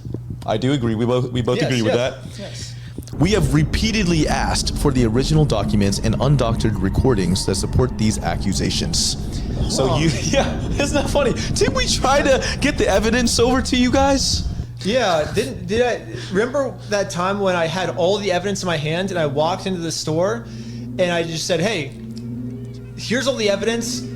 I'm not judging you. Let's figure this out. And what did they do? Can we have like a clip playing right now? Yeah, let's roll the clip. I'm going to play it safe here again in this video, not show any of those clips because they were recorded through like the glasses and stuff. But if you want to see it, I highly recommend going to Reckless Ben's channel to support him for this super thorough investigation. But they do have irrefutable proof that they did just take the full brass tacks evidence. No nonsense. No horse hockey, just the actual cold hard facts. They did take it to them. They did nothing with it. Also, I don't know what they mean by undoctored recordings. Like, it is just the recordings that they put in the video. Like, I don't really see where they could have, like, fudged anything. And again, they did actively try to just present all of the evidence to get it solved, because the mission was to just get him his Legos back or what he's entitled to. And they didn't want to play ball with it. Instead, at every opportunity, they tried to have them arrested, trespassing them, claiming harassment. And they did actively work to try and get the law enforcement to throw them in the handcuffs and take them to the slammer. They tried all of the proper avenues of just presenting the evidence and delivering the evidence to corporate and to the people in charge. But they refused it. They denied it. They lied. So what else are they going to do? Well, this. making a public spectacle out of it, putting it on everyone's radar, because this is a public service that they're doing here. Bricks and Minifigs seems to be an extremely shady corporation that no person should be dealing with. They seem to be doing some very under-the-table type shit that's very fucking odd, that it potentially was them stealing multiple hundreds of thousands of dollars worth of Legos from at least Brian, but who knows, maybe others as well that just weren't able to get enough eyes on it like Brian and Ben were able to in this case. Who's to say? So them talking about it and presenting all of this is important to consumers out there who might have considered doing business with this company, and now, thanks to this investigation, they know, let's pump the brakes, maybe we should steer clear of Bricks and Minifigs. We were the ones that refused to give them the evidence. It makes no sense. They literally go, we have repeatedly asked. Okay, that's bullshit.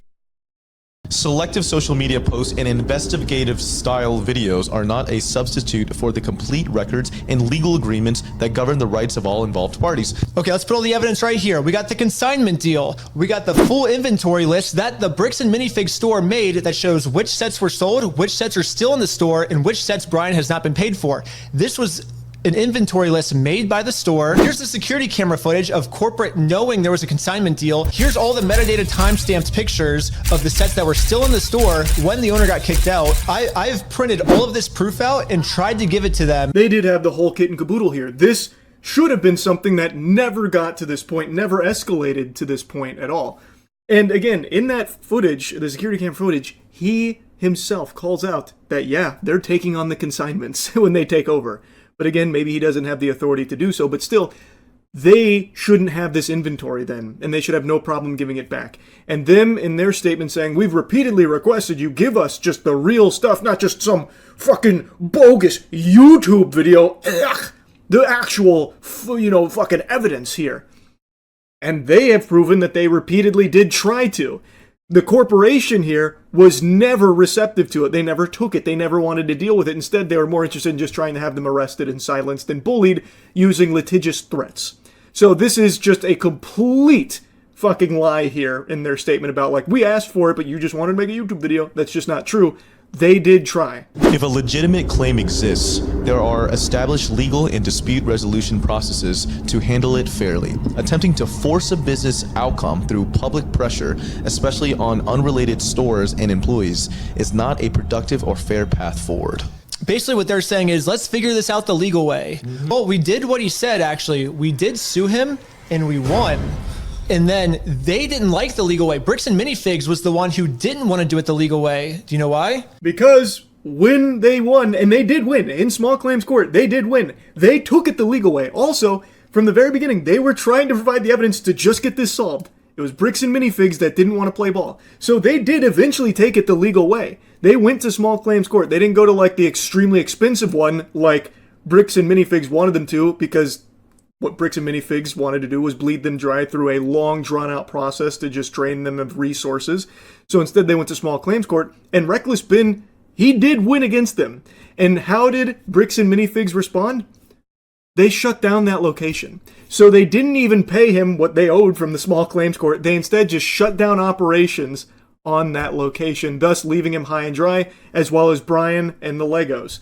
So yeah, I don't know, Bricks and Minifigs. It sounds like it really wasn't the legal way that you were wanting, was it? So that wasn't much of an option. Public pressure was the only productive way to get any kind of attempt to try and help Brian here get his Legos back. But still, that hasn't happened. So instead, what's happening is people are being alerted to the very awful business practices of this company.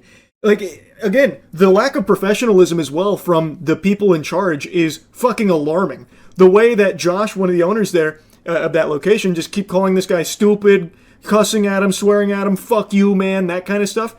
Everyone's seeing it now. So Bricks and Minifigs looks like a terrible fucking business. And they have still not given Brian's Legos back, even though they did go through the legal way. Doing whatever they can to silence criticism. And if you don't believe me, watch part 2. Moving forward together, our position remains simple.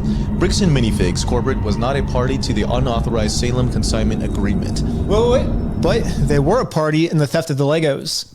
Any legitimate claims should be resolved through the proper legal channels where facts can be evaluated fairly. And we already did that. Yep. Facts. Bricks and Minifigs keeps trying to alt by saying the facts, that kind of thing, but the facts betray them. Even their own defense isn't watertight because they keep bringing up that they don't take on the consignment, which, again, it's on video of the guy saying, yeah, we take it on, but if that's just, if that's horseradish, fine, you don't take on consignment, but then you knowingly have inventory that was taken through this consignment and you are not giving it back even though the owner of it is requesting it. Thus, you are taking this inventory that you don't have a right to and selling it and not paying for it. That sounds like it's stolen. That's an immutable fact. That is not like a doctored piece of video or anything like that. That is a provable fact that there was a consignment and he gave the inventory to the store. They had it. They were actively marketing it, so they definitely had the product. They were selling the product, it seems, based on all evidence. And now, according to Bricks and Minifig, they don't do consignment. Thus, why the fuck aren't they giving him his Legos back? What sense does that make? These are the facts. We ask our fans and creators to consider the human impact of the content they share. Fairness is a two-way street. It requires looking at the full picture and respecting the rights of unrelated small business owners and their staff. I mean, shouldn't they care about people below them? This doesn't say how they're moving forward. Moving forward should be, let's give Brian his Legos back, right? That should have been the first sentence. That's absolutely right. Instead, this is more just like a sad song. Guys, come on, we ordered some french fries. Why is no one shedding any tears for us? Think about the human impact. There's humans here. And by the way, in the video we heard from some of those humans, they're really rancid. They're really rude, mean people that Ben was interacting with. Off rip too, by the way. Like, it's not like they were goaded into it. When Ben was just asking very simple questions at the beginning, they were instantly snapping and saying that that he's harassing them. I don't know, not really great people there at the top of the food chain at Bricks and Minifigs that I've seen. And also, considering the human impact, what about Brian's father? You have his fucking Legos. His life's work. He built that up over the course of so many years of his life, growing it into what it became, worth multiple hundreds of thousands of dollars. His pride and joy, and it was money that the family could have really utilized in his time of bad health. So what about the human impact there, Bricks and Minifigs? What the fuck? You are the last place that should be trying to appeal to, like, humanity, please. When you have his Legos and are still refusing to give them back or pay for what you've sold from his collection. It's ridiculous. And in their response, they don't explain why they're keeping the Legos. They don't address that at all. So you don't do consignment. Why are you keeping the Legos? Why are you selling those Legos? And why are you not giving them back to the owner? If you don't do consignment, you shouldn't have them. Explain your side. You didn't. Instead, they just keep relying on like this nothingness. Like they're not even defending themselves is the thing. Because what they're doing is indefensible. So their response was fucking terrible. Anyway, I just had to do a follow-up once I saw that they responded. Anyway, that's really about it. So yeah. I don't even know how to intro this video because there's nothing I can say that will actually do the scope of this corruption and diabolical scandal justice. But I will give you the premise. It's around Legos. And I know you probably immediately roll your eyes going, oh, well, that's probably nothing super crazy. Buster, you don't know the half of it. A YouTuber named Reckless Bin conducted a thorough investigation on a huge Lego-related crime. It is a crazy web of malicious bad actors, shady individuals. It's like the Lego cartel. I don't know how to do this intro to really lay the foundation in a way that captures the scope because it is that big. So I highly recommend you watch his entire video. I'm going to go over a lot of it here because I have been captivated by this, and this is only part one. It actually, there's more to it, but I think it's only fitting that we start from the very beginning. Man spent his life collecting what's now known as the world's largest Lego Star Wars collection ever. It's estimated to be worth around $200,000. And then the entire thing got stolen, and the police are actively working with the thieves to cover the entire thing up. But the craziest part is that the collector doesn't even know that his collection's been stolen.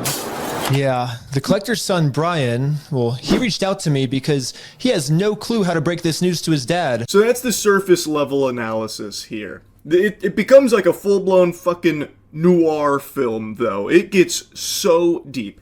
But fundamentally, a individual who has spent years and tons of money accumulating an extremely valuable Lego collection worth up to $200,000 of value has had it stolen from him, unbeknown to him, and unfortunately law enforcement has repeatedly shown that they have no interest in investigating this case or helping in any way, and have instead been far more on the side of the dubious perpetrators.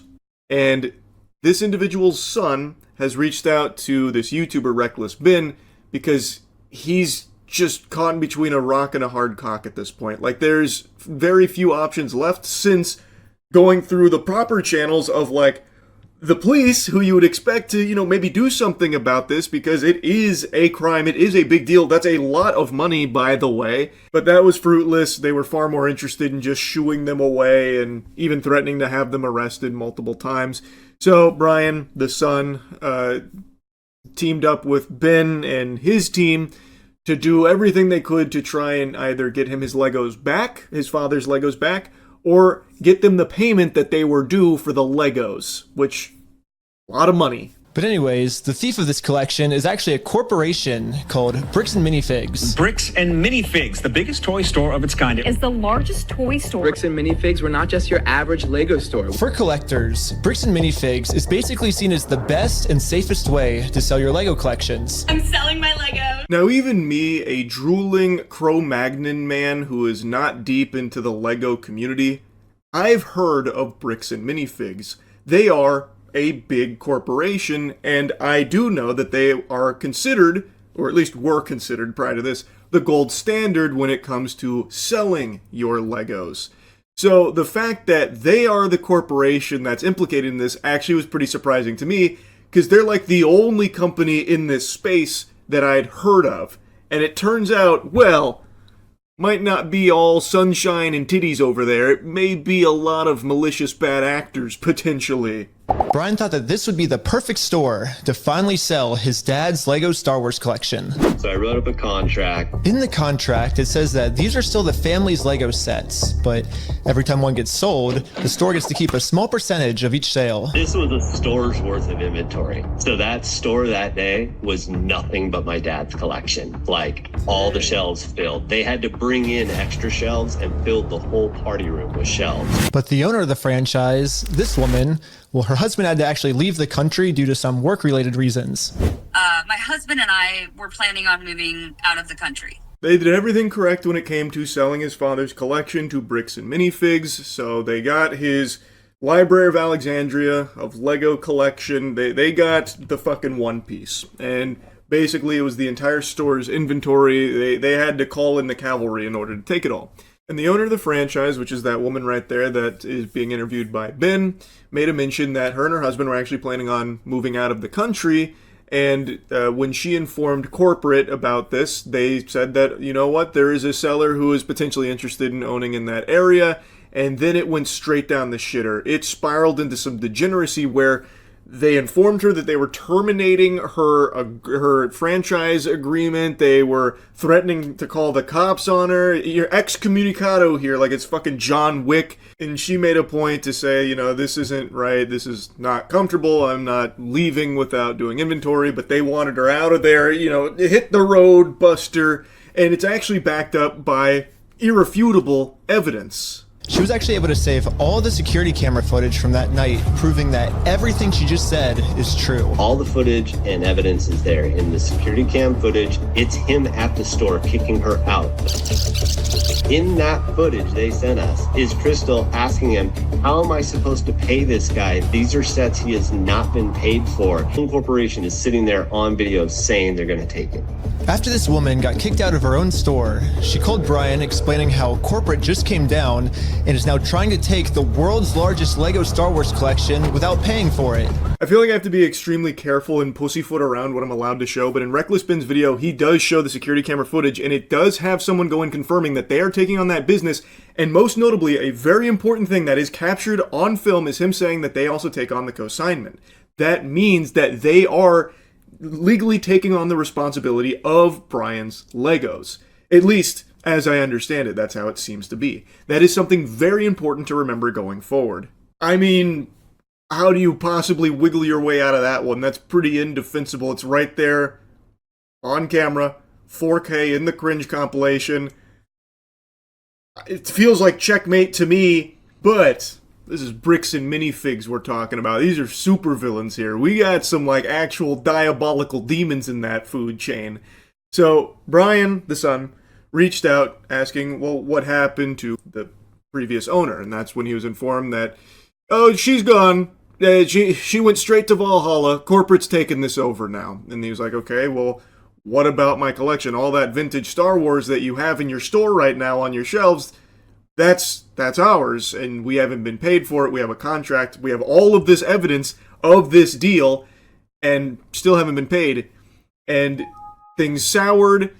They weren't willing to play ball with that, and then eventually it led to Brian and the store here, the new guy, clashing, where he was like, okay, so like what's next steps here? Maybe we go to court. And the guy, according to Brian, crossed his arms, and really he had an exorcism moment there. He let the mask slip, he let the evil out, and was basically just threatening him, saying like, look, if we go on this route, we are going to basically bleed you dry. We are going to drain the piss from your balls legally, and it will end up costing you more than you would have ever gotten for this collection in the first place. So if that's what you want to do, buckle your seatbelt. That kind of thing. And Brian's like, okay, well, what was I supposed to do? Because Brian's father, the owner of this collection, has had health problems, and it's not exactly something they can afford to do, getting into this extremely lengthy, extremely expensive legal battle. So now that brings us to Reckless Ben's involvement here, because there aren't a ton of options for Brian's family. And since that interaction, they have been flooding their social media page with those vintage Star Wars Legos that they still haven't paid for, which feels like they are just gloating and goatseeing, just openly mocking Brian and his father's collection, just insulting the family. And why are the cops not helping? But luckily for Brian, a YouTuber ended up catching wind of this story and created a team of YouTubers to do whatever they could to get Brian his Legos back. This is the full inventory of all the sets and minifigs. We can figure out how to get this guy his money and his stuff back. But right after they started, they instantly stopped working on this case. So I called one of them to find out why. So they were threatening legal action against us. You know, Bricks and Minifigs, which is a pretty big company who probably has way more resources than we can, really put up a fight against. Bricks and Minifigs knows that they can just bully anyone that tries to expose them with frivolous lawsuits. So this story here wasn't something that totally flew under the radar. There were people that knew about it. So there was a group of YouTubers that wanted to try their best to get him his money for his collection. But when they picked up the case, they were allegedly threatened with legal action from Bricks and Minifigs, which is something we've seen countless times in the past with these corporations, that when some of the dirtiness starts to hit the mainstream, they then lash out litigiously to silence them, like Reckless Ben says, to bully them into this submission, because they know they have more money and they are going to use that against these YouTubers that don't have the means of fighting against a company of their size. Now, what happens next in the video is something I'm not sure if I'm allowed to share. In Reckless Ben's video, I've noticed he's edited it to have like blurs around the video, but it's not actually blurring anything, but I think he was trying to with the YouTube editing tool. So I'm just going to describe what happens, and if you want to see it, go to Reckless Ben's video for it. But he actually goes directly to the Bricks and Minifig, 16-hour drive with his friends. He went there and he was wearing the glasses that you can record with, which you've seen a bunch of fucking TikTok pranksters using for nefarious means. But he goes there and he just asks the employee, hey, I'm here inquiring about Brian's collection. He uses the name Brian. And immediately, they've only had like 2 sentences shared between them where he says, hello, and she says, hello, how are you, that kind of thing. And then he says, hey, I'm here to ask about this Lego collection from Brian. And then she instantly says, you need to leave. And then she starts putting up a big stink about how she's being harassed, even though he hasn't said anything else. he's just mentioned Brian's Legos and asked, like, what's the deal with all of that? She instantly starts playing this card of like, he's harassing me, holy fuck! It hurts! And then she gets on the phone, talking about, like, check the cameras. This fucking creep psychopath has come in harassing me. All because he's asked about Brian's Legos. She then tried to give him the runaround saying, like, this is corporate, not me. Scram, dweeb, take it up with corporate. But he already went to corporate and he showed more footage of that interaction where they at corporate were saying, well, you got to take it up with her. So they're just giving him the runaround, just sending him on a wild goose chase here, this game of hot potato that nobody wants to actually, like, take responsibility for. Eventually, he does get the owner of that shop on the horn and says, hey, I'm looking to get these Legos back for my friend. And he keeps saying, why do you think you're entitled to our inventory? And then he says, like, hey, look, I have the contract. These are still his Legos. And by the contract that they have, Brian, with this store, seems like they are indeed still his Legos. So he's saying, hey, they're his. And he goes, you stupid? Are you stupid? Are you an idiot? That's what the owner keeps saying to this guy. And then the police arrive. We just have them in the store and we just like to pick them up, I guess, because they were going to sell it for us, but I guess they're not selling it for us anymore. But does it sound like they want you here, right? So they but they have our sets though, yeah. I understand that. Right here, the factor is that they don't want you, they're a private owned store, and they don't want you on the front. Okay. But I don't want them to keep the Lego sets though. Okay. So, yeah. The police officer literally didn't care at all that the store just stole $200,000 worth of Legos. For some reason, he made it seem like I was the bad guy. So you are trespass from here. So okay. Trespass for life. So if you come back... Oh, for life? Yeah. If you come back, you could be arrested. This part I feel like I can show. This is now outside of the business interacting with law enforcement, so I'm pretty sure this one's okay. You can see this interaction. So the officer shows up because the lady had called the police about all of this, and he is now being trespassed for life. He is blacklisted from entering this Bricks and Minifigs forever, till the heat death of the universe. And Reckless Ben is trying to explain, hey, I'm here because we had a deal. They're not selling the Legos, so I'm here to try and get them back. And he's not listening to it at all. He's not even entertaining the idea of, like, maybe he had a reason to be here. Maybe there is something going on. Brian did warn me that the police are actively trying to cover this up. So Brian and I are now officially trespassed from the store. And if we ever come back to ask for his own Lego collection back, then we are going to be arrested. Is there, I guess, a reason why they're able to just take all the Legos and not give it back, or? So, we just gotta leave. I just have to leave? So, leave now. Now, I've watched a lot of body cams. I'm something of a connoisseur of body cams, and this behavior from the officer is a little peculiar because in instances of, like, someone being trespassed, I've usually seen, like, a conversation about, like, what was your purpose here? Like, why were you here in the first place? And he's trying to explain, like, hey, look, they took this from me, like, my friend. And then he's even asking the officer, well, what can I do to get it back then? And instead of answering that question, he's just like, nope, you've just got to leave. Which is odd, because typically, if there is, like, an actual reason for them being there, the officer, in the past from what I've seen, has guided them to, like, hey, we'll take it up with this department, or we can look into this later, file a report, that kind of thing. The officer's not doing anything like that. He is instantly just shutting that shit down, putting the kibosh on it, just reiterating that you've got to leave. And, like, I understand he was called there solely to trespass him, but even still, he could say, like, we can handle this, you know, through the official channels, through this way, if there is actually a grievance here, but for now, you just have to leave the property. That's how I've seen it handled in the past. Now, since he was trespassed from that location, he went back to corporate and actually talked with the CEO of Bricks and Minifigs. His name is Ammon McNeff, and he just instantly goes liar, liar, pants on fire mode. Again, this is filmed with his glasses here, so I don't know if I'm allowed to show it, but if you want to see it, I guess while it's still up on Reckless Ben's channel, you can go see how this went. But he is now denying that they even have Brian's Legos. He's like, who is Brian? I've never heard of that guy.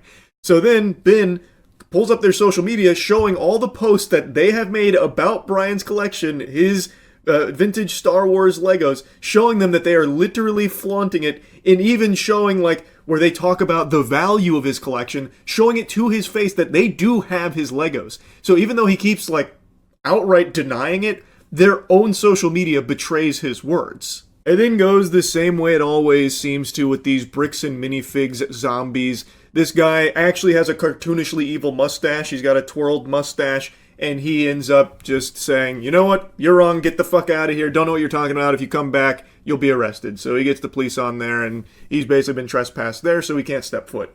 He then, through a series of plans, gets a employee of the store on his side, gets the owner's number, and then calls the owner directly, and finally presents the contract to the owner, who is once again doing the same thing the CEO was, saying, I don't know what Legos you're talking about, we don't have these Legos, what are you blabbering about, weirdo?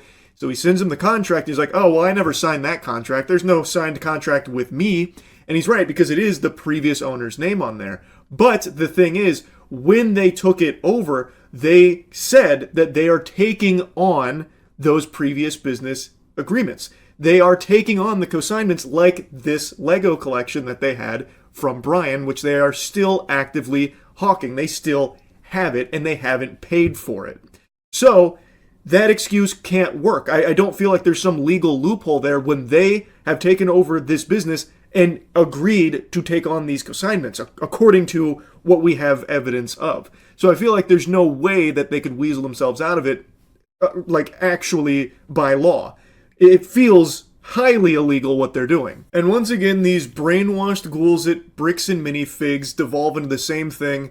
You're harassing me! I'm calling the cops. So once he is basically, putting the fucking full Nelson here, the contract is there, he tries to claim that's not how the law works. We don't take on the business that we take over. So like this previous owner's contract no longer includes us, even though we're still selling that inventory, and even though the contract is still applicable to the business we took over, even though it's just not my name on there, so it doesn't count, which means we don't actually have to pay for this collection that we have an agreement with and that we are still actively selling. You guys are wrong, you're harassing me, and I'm calling the cops.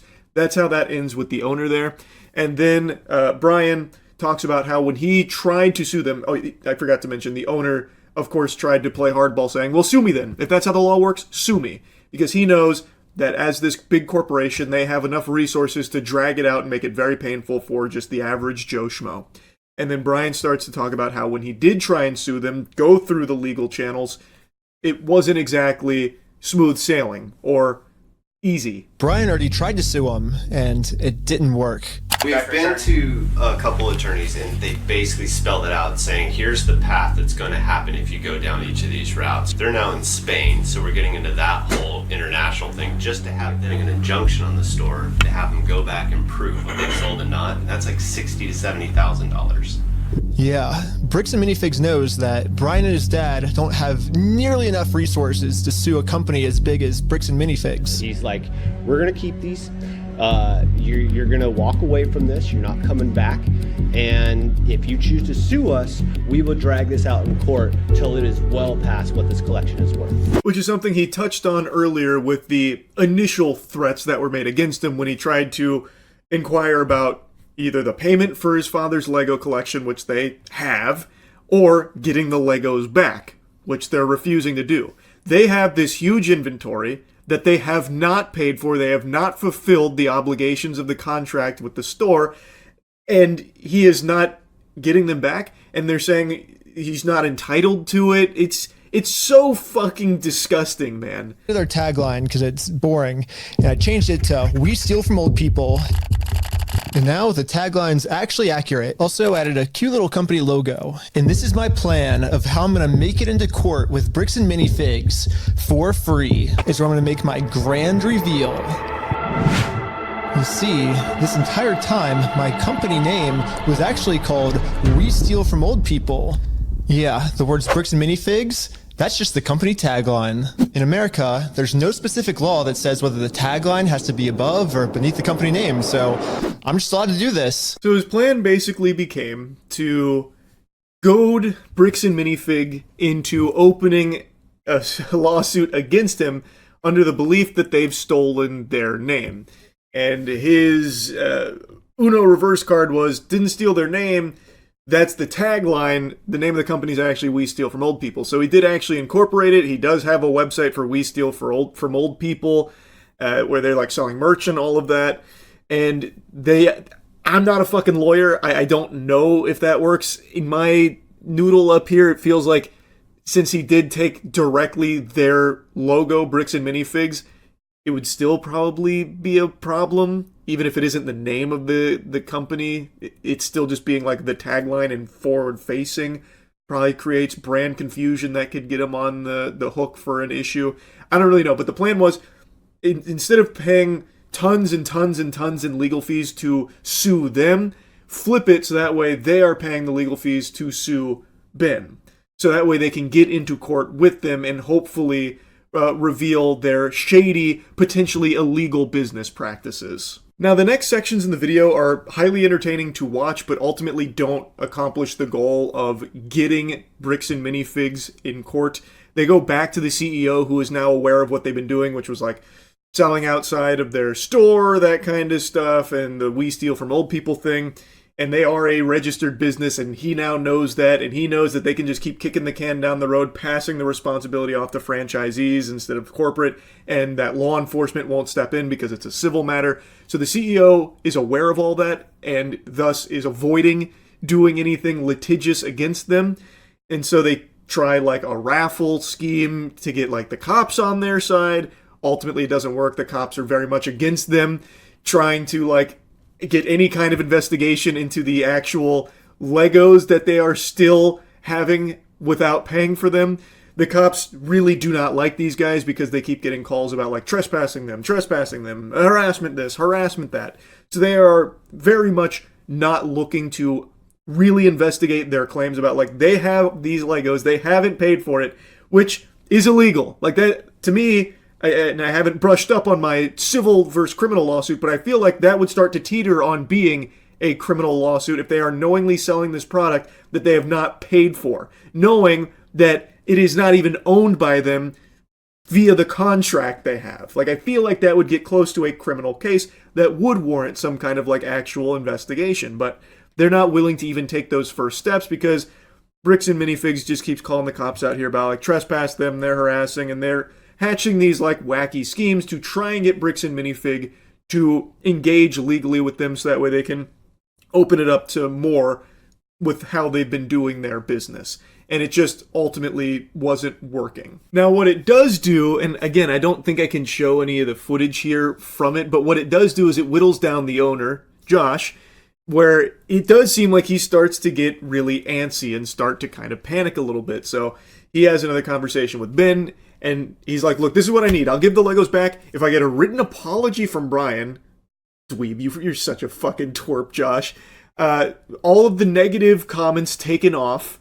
Only positive reviews, that kind of thing. So he is like actually holding the Legos hostage for these deliverables here. Fucking loser, man. Yeah, so basically before Brian can get his Star Wars Lego collection back, he has to write Bricks and Minifigs an apology letter for making this Facebook post.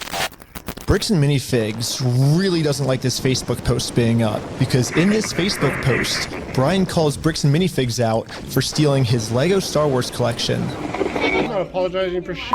I agree, but it's well, here's like where we're at, right? If you could just write the letter, like we can get the Legos back. I walked in there with the best of intentions. Here's proof of my collection in the store. I want it back, and they've done nothing but lie and make my life a living fucking hell over this. I've gone through 9 months of anxiety, stress, hospital-ridden, medication-taking types of burden. I'm not downplaying what happened to you. It's just, No, I am not apologizing to this fucking asshole.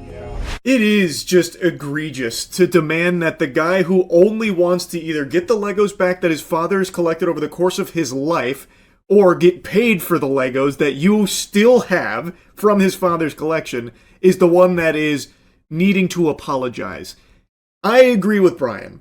Like, on pure principle alone, that's just totally fucking unacceptable. Like, to be the insufferable asshole who is knowingly engaging in this shadiness. I'll call it shadiness, but I think it's far harsher than that, but that's just allegedly. And then demanding that the guy who is representing his father, who is medication-ridden, who is not in the best of health, and only wanted to sell the collection to help with their living situation, is actually like the bad guy here, is just completely crazy. Plus, I don't trust them. I also would think, even if Brian did write that apology and take down the negative posts and like, oh, only positive posts going forward, fist bumps and all that, I still would be skeptical on if they would even follow through with giving the Legos back, or if they would just then use that as evidence when they do get to the next steps. Like, oh no, look, Brian apologized, so Brian was in the wrong. It was a big misunderstanding. See, Brian apologized, because then they would have that in writing and they'd be able to use that. It would likely be admissible in court, should it get there. So I would also be wary of doing this for that reason too. I don't think even if he did start writing the apology and it's the most sincere thing ever, I still don't think they would actually give him his Legos back. It would just be used as a weapon against him. And this is something that Brian also made a mention of as it being a trap. And Ben actually had a really good idea here. So he once again contacted Josh, like, okay, Brian's going to make an apology video so that way we can move this along and get the Legos back. But what he did is he actually took a screenshot of Brian from an earlier conversation and had his friend do the audio and then just basically deep-faked Brian's apology video. But it was never Brian apologizing. It was his friend's statements coming out of Brian's mouth that was loosely lip-synced to it, and then sent it to Josh. Hi, I'm Brian Mansell. And after just a little bit of deep faking, it now looks like this. Hi, I'm Brian Mansell, and I apologize sincerely for accusing you guys of stealing my Legos. I was wrong, and you were right. This is the ultimate test. Was Josh being sincere, or was this all just one big trick? Josh then took the apology and he said, oh, this is so nice. This is so big of you. I can't wait to give your Legos back. You have my word, and that's not who I am. But you also need to go apologize to Amanda. So Ben goes to try and apologize to Amanda after getting permission from Josh, the owner, to go there, even though he's been trespassed. He shows up. Amanda instantly tries to call the police to have him arrested. So that didn't go over super well. That does seem like they were just trying to get him arrested there. But then he calls Josh. He's like, oh, dag nabbit, I can't believe that happened. I can't believe she'd do that. Anyway, let's work on getting those Legos back, shall we? Well, wouldn't you believe it? Tons of time passes by. They keep stalling, like, oh yeah, no quick update, but soon we'll have it.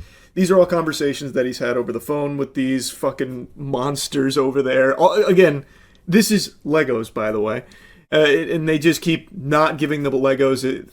Over a week, 2 weeks, I already forgot, but it was a long time had passed, and then they eventually try making peace with Amanda again, which is the lady from the very beginning who just keeps getting the police on the horn to try and have them arrested, and that's still not working. And then it turns out, apparently, they don't have his Legos to give back anyway.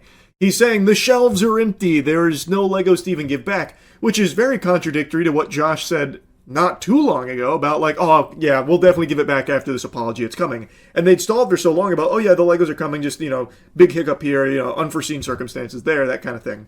But now they're saying, oh no, we just don't have it to give back. So these are just actual fucking degenerate scammers, allegedly, is what it looks like. These are just fucking awful people here at Bricks and Minifigs. So basically, these are my two options. I can do what Josh wants me to do and shut up, which I can say right now, I'm definitely not doing that. So what's the alternative? I can, I guess, raise hundreds of thousands of dollars somehow, and then maybe spend 3 to 4 years in court fighting them, and somehow if I win, then we can finally get the family their Legos back. Yeah, both of these options suck. Or maybe I can somehow find a way to engineer a third option, which I call option number 3. Small claims court. Think about it. Small claims court is basically just like big boy court, except it costs basically nothing, and you get a judgment pretty much instantly. After another hostile conversation with Josh, where Josh is melting down again after still not giving the Legos back after he promised he would do, and again, Josh is a man of his word, according to the phone calls here.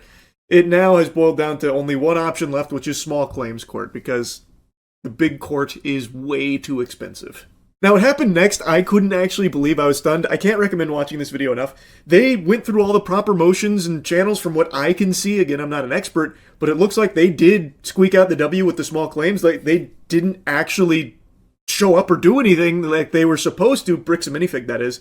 So, Ben and the gang, they did win that, and when they went to collect, they actually shut down the store permanently.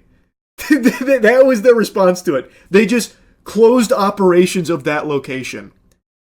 Holy shit. Since they didn't respond, you can move forward with a motion for default judgment. Okay. Awesome. Well, thank you so much. Yes, since Bricks and Minifigs didn't respond, it looks like we win by default. Congratulations, you won the court case. Wait, what? I couldn't believe it. Literally one day after we filed motion for default judgment, they permanently closed down the store. At first, it did feel kind of cool that our plan worked so well, it completely shut them down. But pretty quickly it sunk in that we are not the winners here. The only winners today is Bricks and Minifigs. Now, there's absolutely no way to hold this store liable for what they did. I guess Bricks and Minifigs was kind of embarrassed by this decision and forgot to mark online that their store is closed, so over the next few days, a bunch of negative reviews started coming in of people expecting an open store, but then being met with this. Fucking cinema. Like, yes, it is not a good ending because now they still haven't paid Brian for the collection, and they still got to get away with all of it. They just closed this one store, but they're still a big corporation, so, like Ben said, they are still kind of the winners here, even though they lost the small claims court here. They just shut this down and move on, but it did end with a flood of negative reviews for Bricks and Minifigs because, well, they didn't even really inform their customers about this closure because it was so instantaneous after the small claims default judgment, I guess. Pretty fucking wacky. What a diabolical company. Again, this is all over Legos, by the way, and the cops at no point were ever on, like, the side of Ben, and yet still they were able to squeeze out something, I think, pretty impressive here. The cops were always on Bricks and Minifigs' side, even at times seemingly going out of their way to be on their side, which is extremely annoying. Like, I don't think they were getting, money under the table for their cooperation or anything like that. It is just one of those things where I guess they just believe that the business can do no wrong and that this must just be some wacky psycho doing shit to be disruptive. But really, Bricks and Minifigs are the bad guys here from all available evidence. And the only way to let the world know is for me to give them an official closing ceremony. I guess someone driving by happened to take a picture of the sign we put up and posted it on social media.